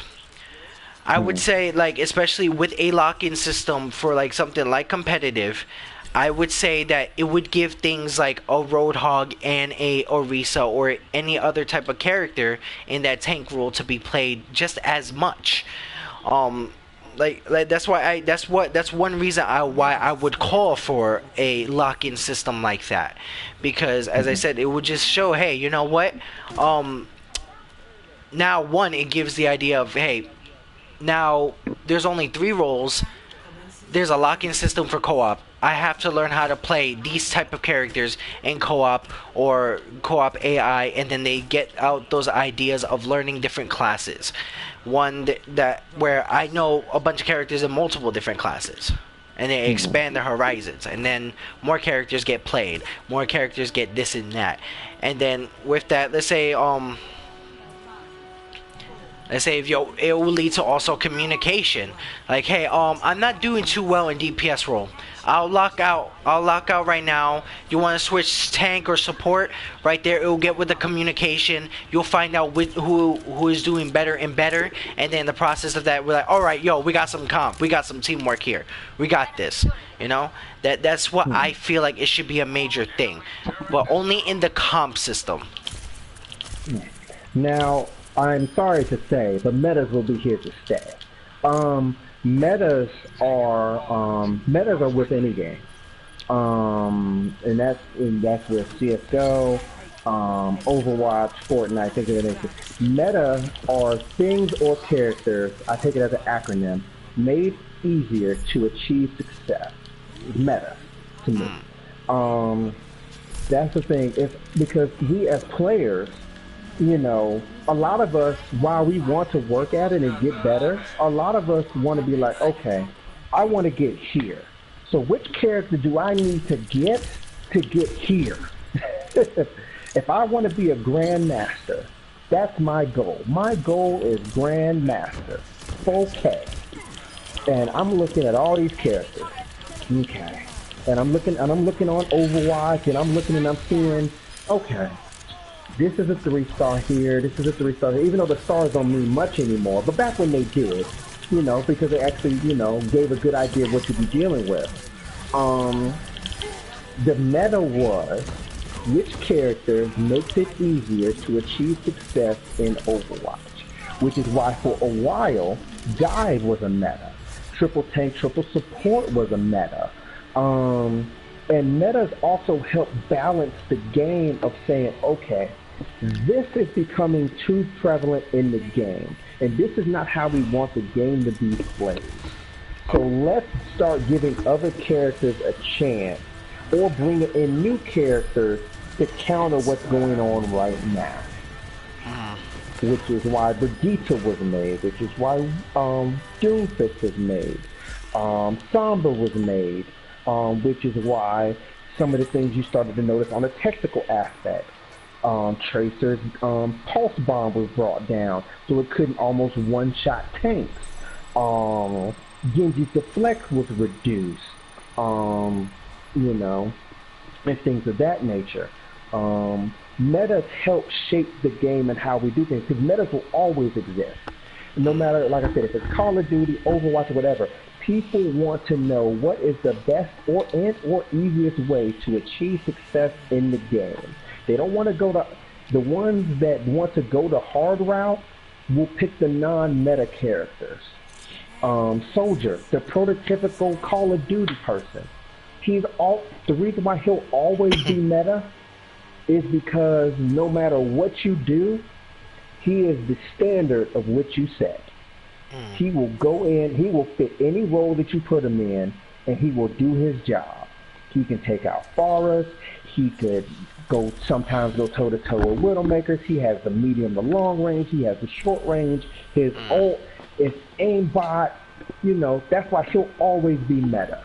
For a while, like I said, Dive was prevalent, but once Brigitte and Doomfist and Sombra came in the mix, Dive started to become less prevalent because Sombra could hack a Tracer, make her useless, make a Genji useless, make a Diva useless, make a Winston useless.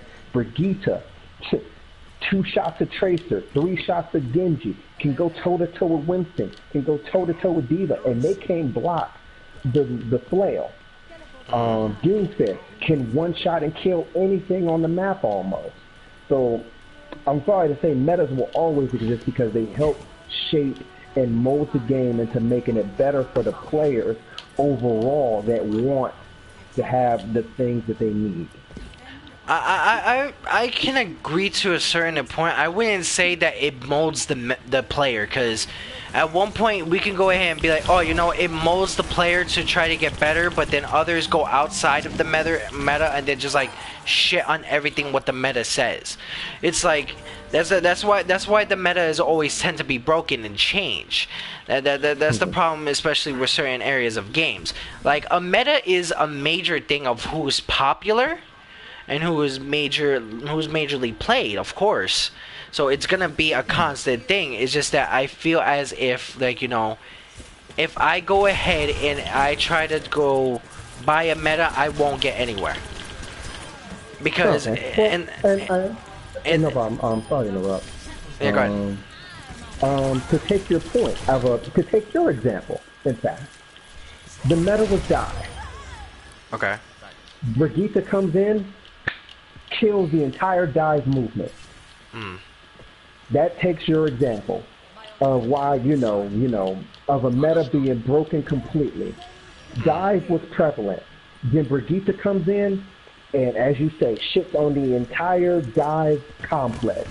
Now a new meta is formed to where Brigitte is now, okay, so how do we defend against a Brigitte? What do we do? And also Brigitte helped bring back Death Ball as a meta. Because Death Ball was prevalent at one point until Dive started being a thing. But now with Brigitte in here, she's canceled out Dive and brought back in Death Ball. But now that Brigitte's starting to get her nerfs, we'll see if the Death Ball Ghost comp meta will still be a thing, or if something, like I said, once that nerf come in, if something new will take over. And it's, like I said, it's helping to shape not only the game, but the player base, because people were exploiting Brigitte. I will take a perfect example from me. I was at 2100 at one point in season 12. I was at Platinum, like 26 something, dropped all the way down to 21, and I said, and it was like 14 days left in the season.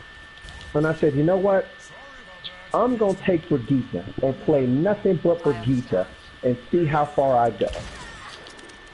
And for the next 14 days, with a couple of days taken off for break, I played nothing but Brigitte. And I climbed using the Brigitte Death Ball meta from 2150-ish back to Platinum. That's why I say a meta is made easier to achieve success, because these are the characters that are made in the time that we are in now. Because it can always change, as you said. Somebody can come in and break the mold, like a Brigitte, or when Winston got his buff to his shield and to his jumping ability on his buff to his thing. That's where dodge started to become really prevalent, because Winston can now dive and do the dome and then instant have a cooldown and then go from there. So, but yeah, no, that's your example in the perfect sense of why meta will always exist. Like it is always gonna be a thing. I do agree with that. I feel, but the problem is with every meta is meant to be broken. That's why there's no perfect meta. That's why that's why the thing is like people do crazy shit, like go in with like, you know, with someone outside of meta. So it's like at one point it's because they initialize their actual counters with it. Like for instance, there was a bunch of metas, and then FTK computer still stayed with Symmetra even after her change. It was the actual major thing that he knew about, but then he still stood with Symmetra, where Symmetra wasn't even meta. And then in the process of that, I feel as if it's the skill of the character. I feel like it's the skill of the player in there. So. Oh yeah, and that's always the thing. Yeah, there's plenty of top 500 Sombras, and there's top 500 player Hanzo when Hanzo wasn't in the meta. You'll always have those characters. You'll always have those type of players. To where I'm gonna, like me for instance, I made platinum with non meta characters. I've almost never, like, the meta characters are some of my lowest played heroes because I somewhat hate the meta, because I want more characters to be introduced. But, you know, I also recognize the power of a meta. I recognize the power and what it's needed for. It's needed to help mold, it's needed to help shape, and take where the game is at a current outlook and a current landscape and say, here's what we need to change. And this is how the Mercy meta, that's a perfect example.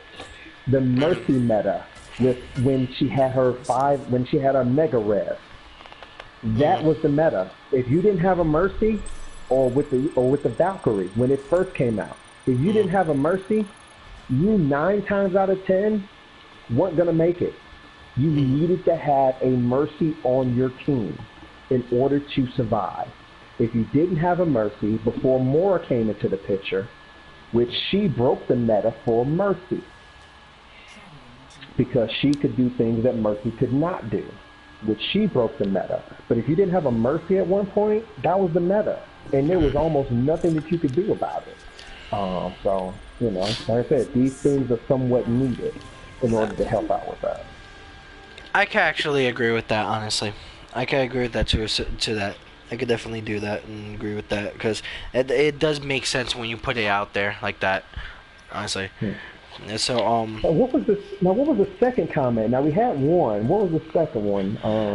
Let's talk about the main comment. And okay. Then what's the other one? The second comment from Kasantos, and first of all, thank you for subscribing. I appreciate you very much for subscribing. It was, how do you feel about the support role?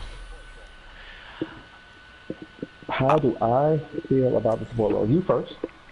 I feel as if when it comes to every role, it's the most demanding role.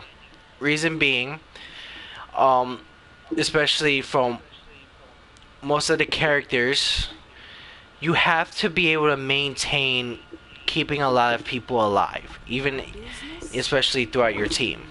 Even if you're solo healing, and let's say you have a McCree, which McCree can't really heal on its own. You have like some of the snipers that can't heal on their own, and you have some tanks that can't heal on their own, like Orisa, like you have Zarya. And then as a job, you have to maintain keeping everybody alive. In the process, you have to stay alive, because you're gonna be the biggest target right now, because as soon as somebody gets rid of the support, it's a big problem. Like if you take care of a Mercy, if you take care of a Moira, you're fucked. So I feel as if, like, it being the main target and having to maintaining the actual healing of the group, I feel as if it is the most actual demanding role of the game. No, that's where we somewhat disagree, but no, but at one point, I think when it comes to a lot of characters, I believe as if it has a lot of easy characters that that don't take that much to learn. I feel as if like the DPS and the tank area have more characters that are more difficult to understand. But as I said, I feel as if, you know, it's the most demanding. Okay. As far as how I feel about the support role, if you don't have it, you don't survive. That is how I feel. It's the most important, but it's not the most demanding. Support is the most important. That's why I said when it comes to the comps, DPS and tank, you can split that any way you need to. But for the support role, since it's the most important, you need at least 2. Because one can try to do it by themselves, but it is very, very hard to do it by yourself, even with the main support healers as in Mercy or Mora. And it is double so if you don't have that support output or healing output as such as a Brigitte and or a Zen or a Brigitte, Zen or a Lucio. The most demanding is DPS, but back to the support thing, it's the most important. Like I said, if you don't have it, you don't survive. You should always be trying to help out your healers or your supports in the best way possible. And the support, you know, like I said, most of them are hybrid support. Brigitte, tank support tank hybrid. Zen, support DPS hybrid. Ana, support DPS hybrid. They can do things that a DPS can't. A lot of DPS can't actually. Which is why I say once again it's the most important role. Yeah, like I said, the support role is the most important and should always be regarded as such. And should always have at least 2 members, because like I said, that's the support goes where everybody else goes in a sense. Even though the tank may be the initiator, as you said, if you kill your Mercy and your Mora,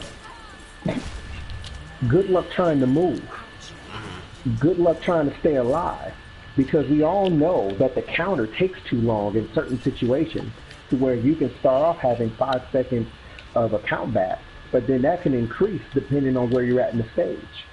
So, you know, that's how I feel about the support role. The most important, but not the most demanding. That's where we kind of disagree. But then again, you're more of a support main, and I'm a DT main, so we'll always kind of disagree on that end. Oh no, I'm in the middle of everything. I'm everything. I make sure I get everything. No, yeah. I get everything done, especially where my main actual act is DPS. I just try to go ahead and fill in the support when support is doing that, and then I grab one of each. The thing why I say is support is more of a difficult area, because some characters in support will be the main target, not just because of that. Also, it's also because of the fact that I can maintain staying alive more as a DPS than being a support, because of the fact that most of the DPS are more mobile than some of the support. Like for instance, Sombra has her actual run, which is pretty fast. Soldier has a sprint. Tracer has the three actual dashes. Widow has her actual grapple. Hanzo has an actual just dash point where it leads him in any direction. What else? Genji has an actual dash that leads him actually to go almost halfway towards a map, just like Tracer's actual three dash does. And they can maintain getting a health kit. Now, even if with that, because of the fact that they know how to they can travel around the map faster than a lot of people. The only ones that will literally have that problem would possibly be Ash, McCree, and I would say Doomfist, but Doomfist I think is more difficult to move around in, especially where his actual way of getting across is his punch, and that needs to charge. Yeah, so hold on. I would say that it's more difficult in that sense. I would say a lot more characters in the sense in DPS take more skill than some support, but I wouldn't say that I would say it's honestly a little bit more demanding because of the fact that, you know, a lot of characters can maintain within staying alive in the area, especially with some of the benefits that they have. Soldier for his healing, Reaper with his actual lifesteal, with Tracer and her actual recall, you know, stuff like that. And even Sombra has a major thing with hacking the actual health points, where she can actually hack 2 of them. And if she's able to grab those 2, which kind of won't be that big of a difficulty, because especially as coming from a Sombra main, you have to be able to do that and get like health kits left and right, especially with the hack. Yeah, even in some areas, some healers can't heal themselves. Like I would say that Zen can't heal himself. I would say that Mercy can't heal herself. She can only heal to a certain extent if she stays away. Moira, only ones that can really heal themselves would be Brigitte, Moira, Lucio, and Anna. Because like you can't really like use the freaking staff on yourself as Mercy. Like you can't. Only way you can self heal is if you step away from the action, and then it'll go little by little, and you have to make sure that you're away and not do anything about that. So. Yeah, that makes it more. That makes it really a demanding thing, because in the process of that, the only way for her to get around is if she attaches to someone, and like, or unless she manages to get Valkyrie. Yeah. Yes. The only reason why I say DPS is more demanding is because y'all set us up, tanks and supports. Y'all set us up to make the play. The tanks create the space. The healers heal us or get us the things that we need. And we have to go out there and we have to make sure that we make that play. We don't make a play. We don't make the pick. We don't take out what we need to take out. Nothing moves, really. We have to make sure, we have to have, besides the support, which I say is the second most demanding, we have to have extensive map knowledge.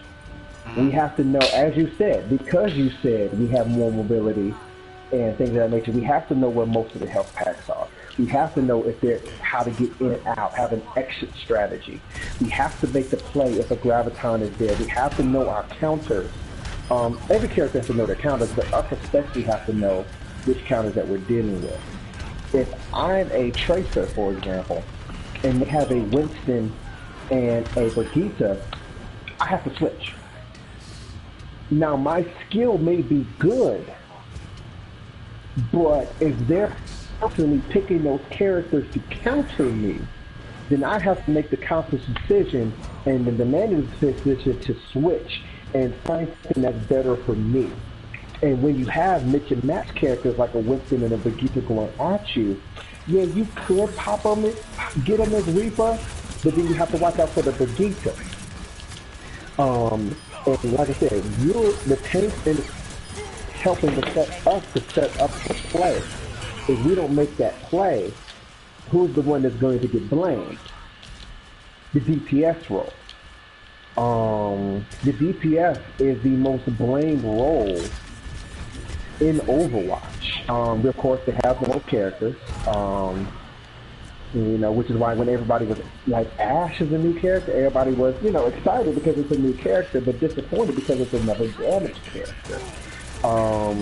It's the most demanding place to be because you have to make the plays in order to win the game. And if you don't make the plays and everybody else was doing their job, you're the one that's going to get the most blame. And sometimes you're the one that gets the most blame anyway, even if you are doing your job and you still lose. Because the first thing that people will say is, well, why didn't you switch? Or why wasn't you doing this? Or I have gold in this, why are you beating me with this? And, you know, as you said, for your roles in tank and support, you know, tank should have objective kills and objective time, really. And healers, of course, should have healing. Well, then that means DPS has to have everything else.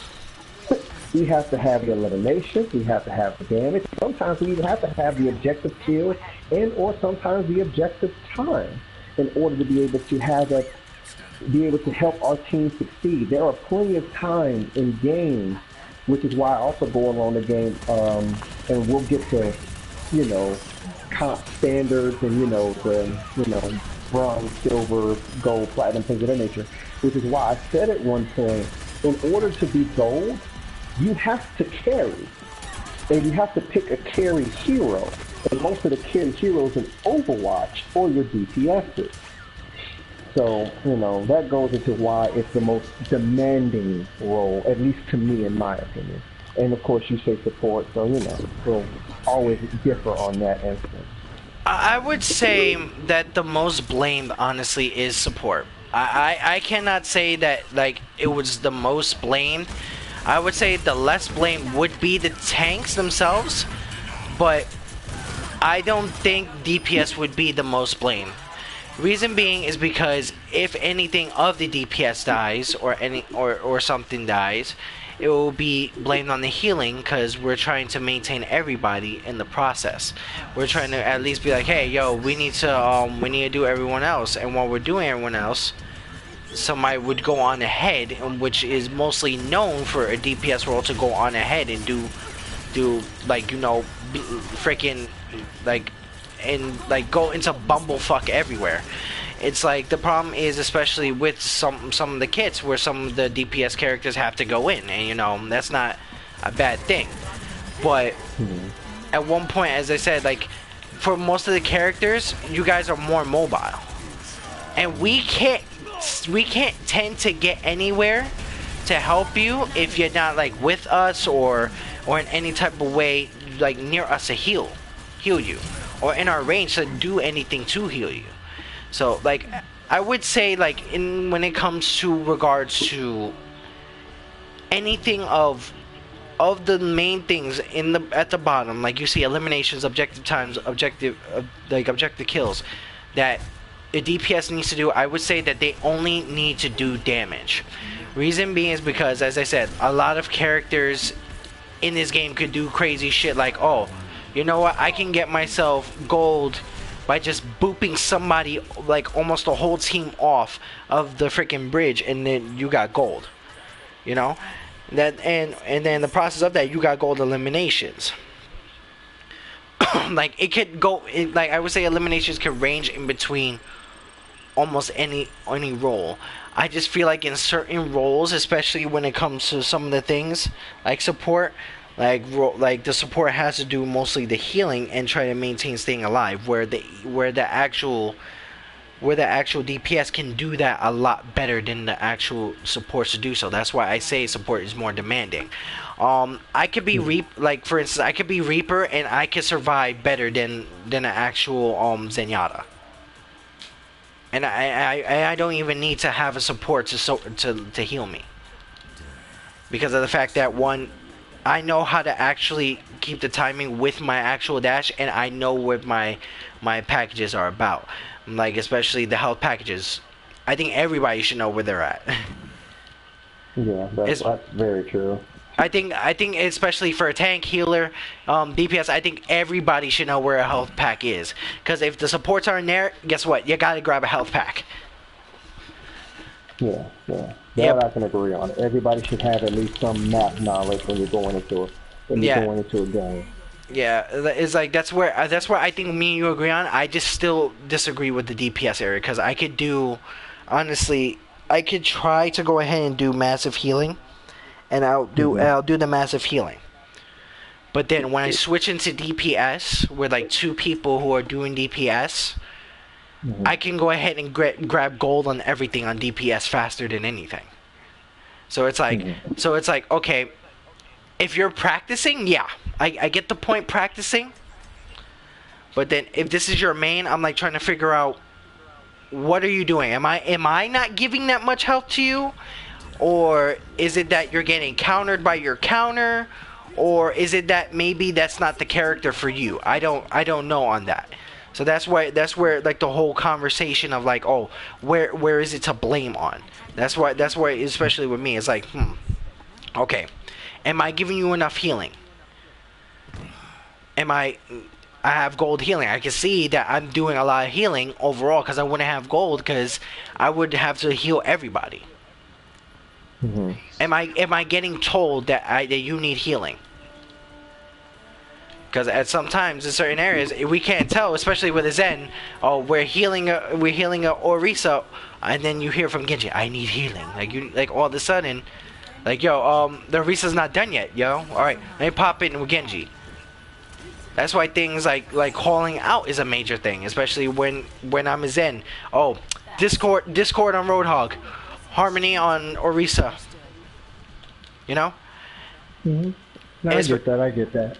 Especially with some of the characters in DPS are hard on go in deep characters, and you really don't want to go ahead and have the support go in deep with the DPS. Because if you go in deep straightforward with a Reaper and I'm a Mercy, why am I gonna follow a Reaper? He's going close up. He might end up being the next target to them, and then boom, I'm right there and I'm getting killed. So that's where it is for me on why it's a little. I feel like it's more difficult. I say DPS is probably, in my opinion, the easiest. But as I say, it goes different ways when it comes to the opinions on us. But alright, but we're already going on the like 2.5 hour mark, so we gotta do this last thing. I'm liking this conversation though. I'm really liking this though. All right, so here's the last thing, and this is something that I think a lot that you can give me what you are by what you're seeing in the group. So we got BFC Overwatch, we got BFC Dragon Ball, we got a bunch of BFC groups. We even got BFC Soul Calibur, where they want to do a tournament. I sure as hell would have no problem doing that.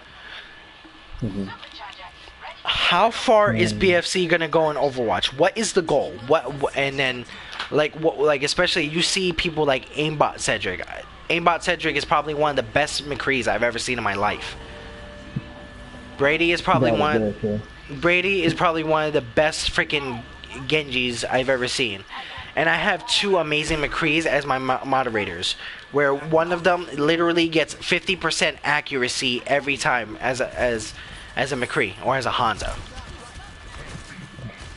Where do I see BFC Overwatch? Yeah, are we talking about like possibly, hey, James gonna be like, hey, so now BFC is gonna get to a point where now I got $1 million, we're gonna go ahead and do Overwatch League, some shit like that, because you seen that James got sponsored, especially with the Dragon Ball Fighter Z.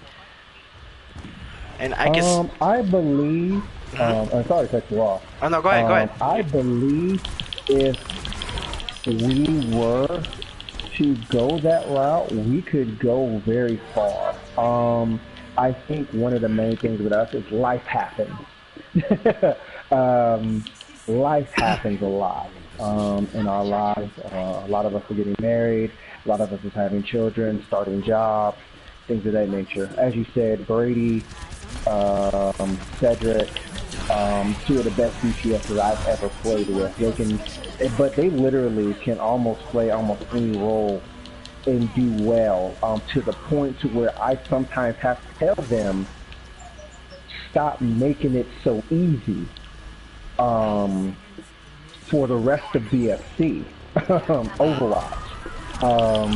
Because in the game, when we're in our games, I have a night crew, and sometimes when we're all in the game, I can put myself sometimes even on pilot mode, autopilot mode. And it's just like, it's easy because I know Brady and Cedric, right? Of course, that's his gamer tag. Brady and Cedric will take the DPS role, or they'll take a support role, or they'll take a tank role, and I know all I have to do is my job. And I know if me and Brady or me and Cedric are on DPS, I know Brady's got it. I know Cedric's got it. That's because they're giant. Brady and Cedric are masters and above. If they decide to want to play the game seriously, they are masters and above, no doubt, no question, no nothing. It's masters and above for both of those two. Cameron is diamond and above, masters as well. Rhett Nichols is masters, grandmasters. Like, I know for a fact that if they're on the side of me and I'm on the other side, all I got to do is my job and we go get it. My main goal as an admin and as a captain, when we go out and do these Overwatch things, which is what I post in the group all the time, I try to post videos, I try to post tips, I try to give my experiences because, like you, we've played for a long time and we've both come from the bottom. I've come from 650 SR. That was my lowest SR period. That was when I first started the game, and you know, I was at 22. I started out at 2280 something gold, coming straight out of my first season. I was like, oh, okay, we about to make this easy. Then Overwatch comp gives you a serious reckoning and a wake-up call and says you're not that good yet. Get knocked all the way down to bronze. And I built myself up to where now I am a definite platinum player. I can be in gold, and I'm like, okay, this ain't gonna last long, and I'll be right back up in platinum. What I want to have at GFC, I want everybody to be at least gold caliber. There should be no excuse, or almost no excuse, of why you should not be gold in Overwatch, unless it is something to do with yourself. It's actually mainly to do with yourself, actually. Either you're just not there as a player, or sometimes you can be gold and get a few crappy games and you're back down in silver. But the focus should always be on you to get better mechanically and game-wise and game knowledge and sense. Bronze especially, it's just a matter of you. Silver is a matter of you. But once you get to gold, because that's the standard, the average player in Overwatch is 2350. That is the average player. 32% of the entire Overwatch PC and console is in gold. Second is platinum. Diamond is 10%. Masters is 3%, and of course Grandmaster and above is the top 1% Overwatch. So when in gold, it now becomes a thing of, okay, you're mechanically able to get here, but now how can you move up? Where are the things that you need to learn to where you need to move up to be able to get the platinum, diamond, and above? And a lot of those things sometimes isn't mechanics, it's game sense and game knowledge. While always improving on what you learn from being in silver and bronze. But no, I think BFC Overwatch is not only is one of the most active. James has always given us credit for that, which we always appreciate, for being not only the most active, but I think can be one of the best BFC has to offer, and far as everybody being up to the level and up to par, to where you can say, okay, our lowest level is gold, period. And now only thing that we have to do is move up from there. I believe in everybody in BFC to be able to achieve and accomplish their goals if you want to learn. I can't teach you, I can't help you grow if you don't want to learn. And if you don't want to learn, then there's nothing I can do for you. Maybe somebody else can be able to help you with that, but my standard is gold, period. All of my, like I said, I'm a captain on one of my teams in BFC, you know, the graveyard shift. Because I'm up usually late, up until like sometimes 3, 4, even 6 o'clock in the morning. And they know my standard. They know my standard is gold. They know that you come, when you want to be with me, you want to get better. you want to have understanding of, okay, Eric is at Platinum and stays at Platinum every season. Brady is at Masters, Grandmasters. Cameron's at Masters, Grandmasters, Diamond. Como, Cedric is at Masters, Grandmasters. How do I get to where they are? And we try to set that example of me being a Platinum player, learning from my experiences on where to go. And then I learned from Rex, Brady, Cedric, and Cameron on how to get to Diamond and above.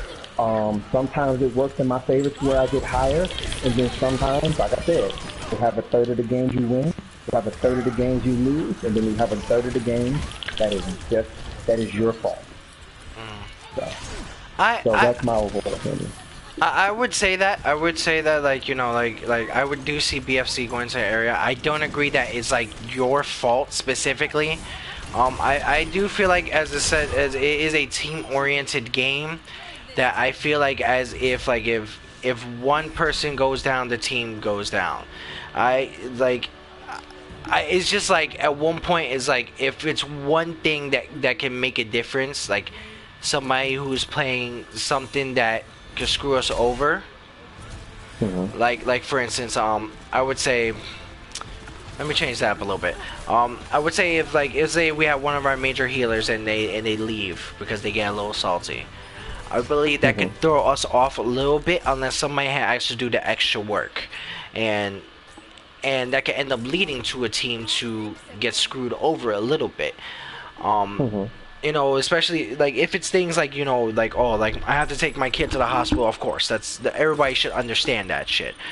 But yeah, but like, I feel like as if the team is doing that, I think everybody should take responsibility of it. I don't like if it's me, if I'm with my team and like let's say we're not getting too far, I'm like, okay, what can we change up right now? Like, is there anything else we could change up right now? Because we're getting our asses handed to us right now. We're like hey, we gotta change this up. Let's go ahead and see if we can change something, do something a little bit different. Like for instance, like let's say that's where it comes in with, like, you know, communication. Like I wouldn't say, yo, let's not blame the McCree, but excuse me, but like if one point if it's like, hey, is there anybody else you can play? If there's anybody that you can choose to play, like that you're doing better with McCree, and can you do that for me? If you want, you can switch out and do so. The problem is if some people tend to still do that and tend to fuck up the game to a point where nobody wants to go ahead and continue on, and then they throw, or they end up not, or they like the whole team suffers from it. It can majorly happen in that sense. I would say it would be your fault if you're throwing, if you're being that asshole to throw. I would say, like, hey, if you're trying at least, then you're trying. But like, if you're being that asshole to throw and be just a dick for no reason, then yeah, that would be your fault.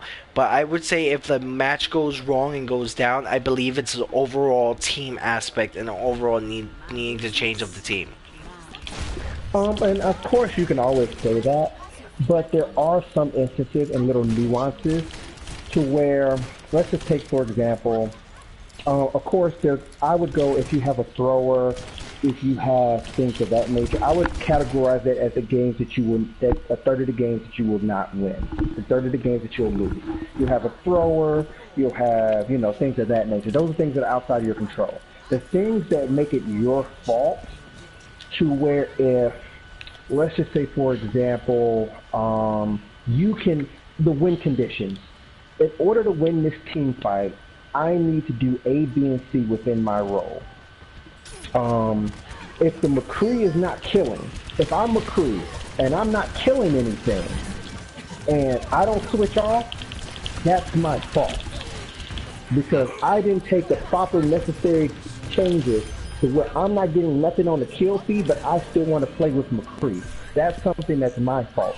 If Zarya hits an ult, hits her graviton, and I'm a Pharah, or if Ashe, when she comes in the comp, I don't throw my Bob out there, and I don't capitalize on the Zarya ult, that's my fault.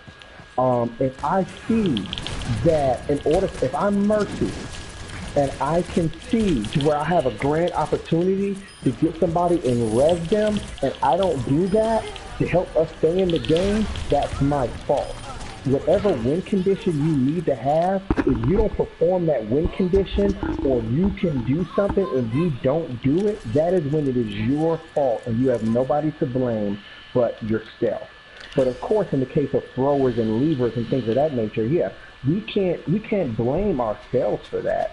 That's the one of the third that we're going to lose no matter what. And there are some times where it's just a really good game, if two people are equal, and you just happen to not come out that day.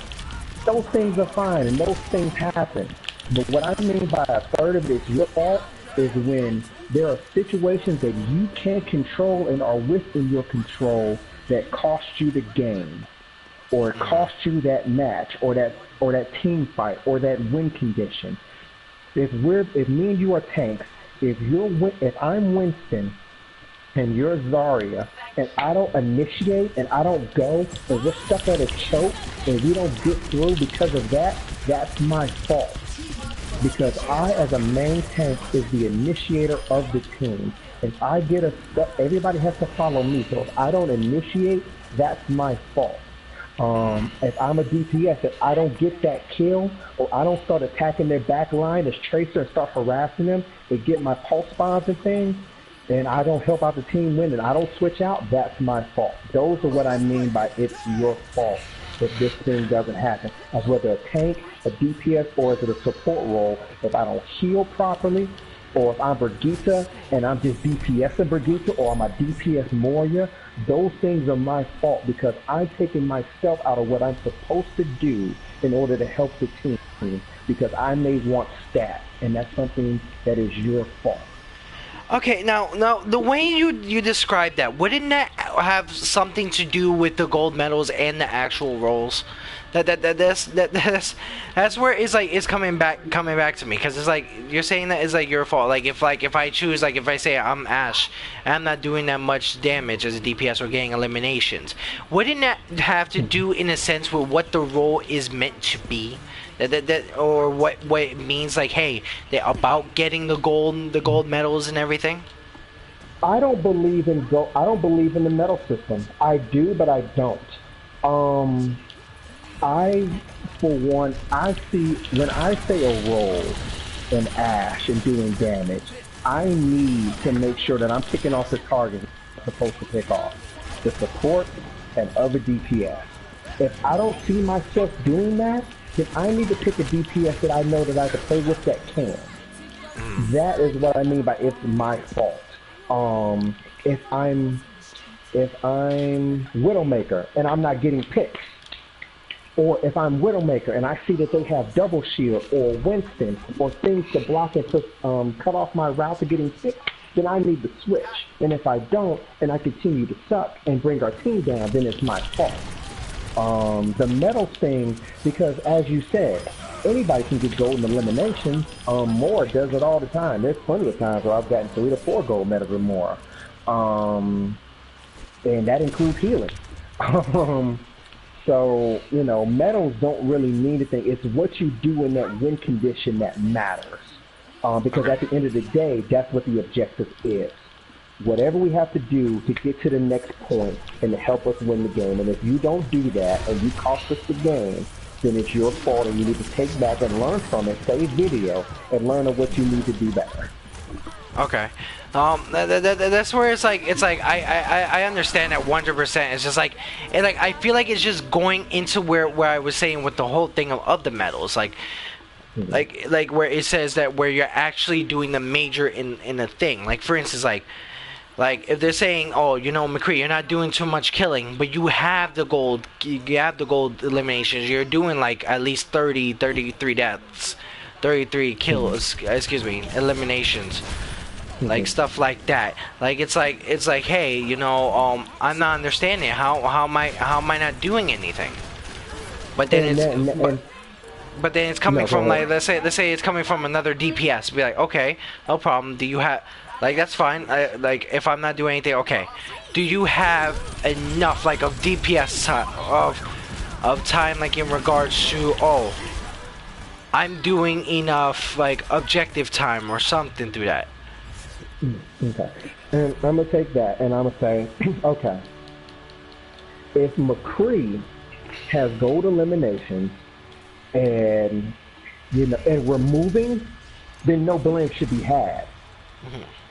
But if McCree has golden elimination, yes, he can say he's doing something because he has the most kills. But, if we're not moving anywhere, the McCree can somewhat take away from this game of, okay, well, I was doing my job. So I can say in an instance it's not my fault. But, and everybody else can look into their things, but what I'm saying is also in a sense of also, because like I said, an Orisa can have gold eliminations than you. And, some Orisa be like, I got gold eliminations, what are y'all doing? But if we're moving, it's not an issue.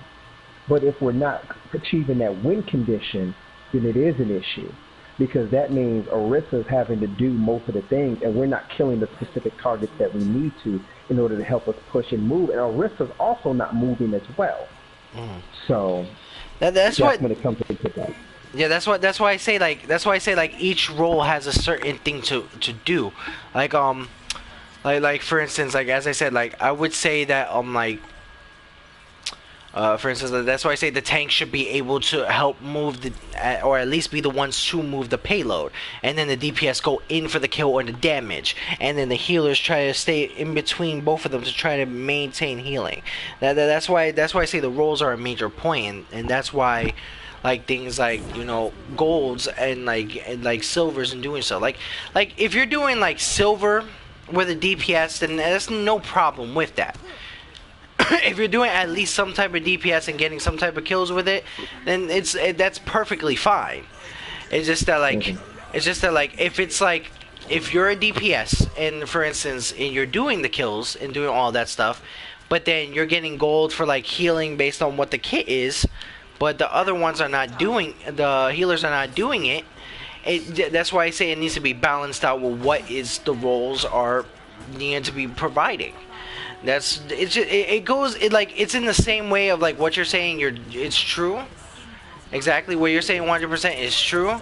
It's just that it goes back and forth, especially with this conversation. That it's like we're not like really actually in a sense wrong on both areas. You know what I mean? Yeah, I can understand that. I can understand where you're coming from, but of course, I can understand where you're coming from with that. It sometimes goes a little bit deeper than that because, like I said, depending on what you are, you can sometimes do more. Because there are some times where I've won and I've had no medals in damage or elimination. And it's the case of, and sometimes it's like I said, if I have a Zarya and a Diva, they're on the front lines more. So they're touching everything more. So, yeah. I'm not going to get that much damage or elimination. I may get some, but I'm not going to probably get enough as much as those two are because they're on the front line. So they're going to be doing, that, and, they're going to be doing a lot more than possibly I am. But as long as we get the win, it doesn't matter. I can have, as long as I know I did my part in some capacity to help us move, then that's where that goes. I can understand that. All right, so I have actually two last questions, and then we're all set up to call this a nice interview, like a nice little, I don't want to say interview, talk show. Like I was at work too long, but I got you. no, but why is BFC important in the Overwatch community? What makes the whole clan, the whole BFC different from everybody who plays Overwatch?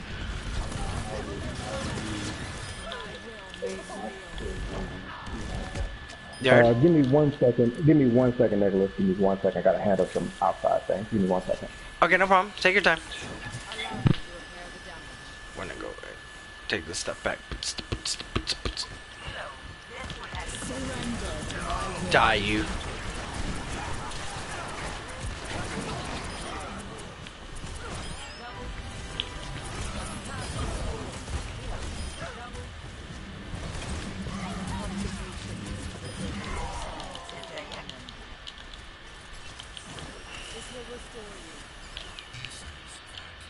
So we're taking a quick break, real quick, because we're waiting for Eric to come back. All right, now I'm back. I'm sorry about that. I had to handle some outside business. Alright, no problem. So my question was before, why is BFC so important in the Overwatch community? What makes you guys a major part in the Overwatch community? I believe just like any other group, such as yours or any other group, we help make the community grow. We have an input. We have a say. Probably more so than other communities because, like I said, we are established. We're out there in the community. We're actually an organized group. We have a lot of say in what goes on, or some say in what goes on, and we can actually make things move. You know, the more tournaments that we're in, the more our name gets out there, and the more we get looked at and recognized, and, you know, things of that nature. That's where BFC has an importance in the Overwatch community, or in any community for that BFC is in.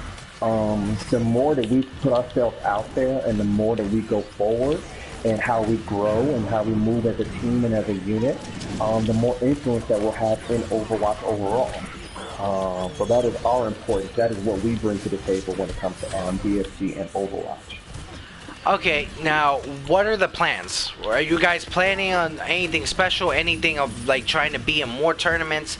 Are you guys planning on trying to do something crazy by hosting your own tournaments? Trying to do something a little bit in like anything new? Like how about like, you know, streaming more Overwatch? Try to get sponsorships. Or is that a plan for BFC Overwatch? The plan for BFC Overwatch is, of course, the host. We actually want to host more tournaments. We want to be in more tournaments. And if we get up there to the point of, you know, everybody's where I or the other people want them to be at, then that is the goal. The goal is to start our own thing, start sponsorship. Of course, right now it's with PC. So we have to see how many PC players we actually have, and to go forward with that. But if it ever does move to console, I will be one of the first ones to start trying to line up and see how much it would actually be to actually start being in tournaments. I think the only problem that we may have is the distance. But if we get a sponsorship to be able to negate that a little bit, then I will be all for trying to get us in Contenders, Overwatch League, be one of the main components to start pushing that out there, which is why I post so many videos, which is why I gave so many tips, because I want to help everybody get to where they need to be, skill-wise, mentality-wise, and everything of that nature to be the best that you can be in Overwatch. I have an open door policy. I'm up until like at least 3, 4 o'clock in the morning. So if you need anything from me as far as Overwatch is concerned, you can always send me a message on BFC page on Facebook, or you can always send me a message, and I'll be more than happy to answer it. In fact, I have Anna, who gave me a list of all the characters that she uses, and we're going back and forth trying to get her skills to where she wants to be, and how we can help improve on that nature. So the same with Emily, or Platt is another one that wants to get better. And so does our other friend Chris, and of course our fellow friend Lorenzo, who actually just made Platinum last season. Big milestone for him. Me and him were at the bottom at the same way. He was 580, I was 650. So for him to be at Platinum last season was a big milestone for me and made me happy, and it was also a big milestone for him as well. And we'll look forward to continuing moving forward with that. Okay, that's very interesting. One last question, if I may say, what does, and this is a big thing, what does BFC getting into Overwatch, especially in the community, mean to you? Like what is it that you want to see the most, especially from BFC members going in and wanting to be part of, like competitive? Like, what do you want to see if somebody goes in one day and does something like, oh, you know what? I'm going to esports. I just got sponsored right now. I'm going to be playing for Fusion. And then they come in and then let's say they sport a BFC hat in the process of that with permission. What do you want to see, especially from people who go into that community or into like a higher place like that? I want them to, one, go make your money. Go make your money. Go be successful. Be happy for what you do. But I also want you to bring the knowledge back. That's my whole thing. I want you to bring and take back what you learned so it can help out the next person. That's my main thing. I want us to be helpful. I want us to be understanding. I want us to be knowledgeable and to be able to get and share that knowledge and be able to take in that knowledge and be able to apply it.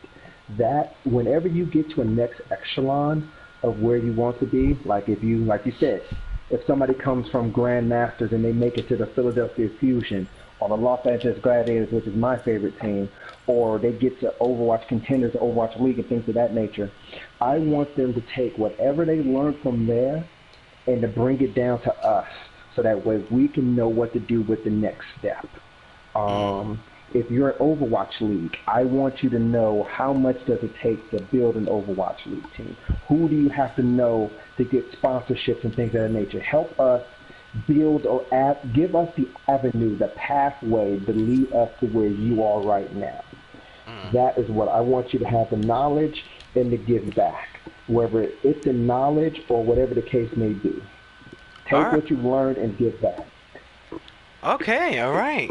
All right, well, first of all, I want to thank you for being a guest on my talk show. This is actually a very special episode. I appreciate you. I'm probably going to try to get more people from the BFC to be part of this. I want to try to also get more people who love Overwatch, and probably it's going to be like more guests on different talk shows, but you're as I said, thank you for being my first, and this has actually been a very, very cool conversation I've had with you. Thank you. And, no problem. I appreciate you having me. Yeah, and as I said, for those who were watching, by all means, the link to BFC Overwatch is in the description. If you wish to join them on Facebook, by all means, join them. I have been part of that group myself. Very nice people I played with, very fun people I played with, and also, very skilled players themselves. So if you want to be part of that group, by all means, go ahead and click the link in the description. And everything. But definitely subscribe to the B.o.O talk show. Definitely turn on your notifications when we get new streams and new videos set out. And definitely join us at facebook.com/group/Brothers of Oblivion and join our positive gaming community. Also, make sure to go ahead and join us on our Discord channel. And definitely go ahead and... So, when is the next B.o.O versus BFC? Oh, Cedric, sweetheart, Bula. We'll have to decide that when we get there. We'll be sometime soon, I know that. we'll have to decide that. I think I'm going to have to get a couple of people I know out here. Because I know a couple of people in Diamond. Plus Cedric, I think I know a couple of McCrees that can go against you. And then he's got to be like, oh, yo, bring it. No, but definitely subscribe to the moderators in the description. All links are in the description.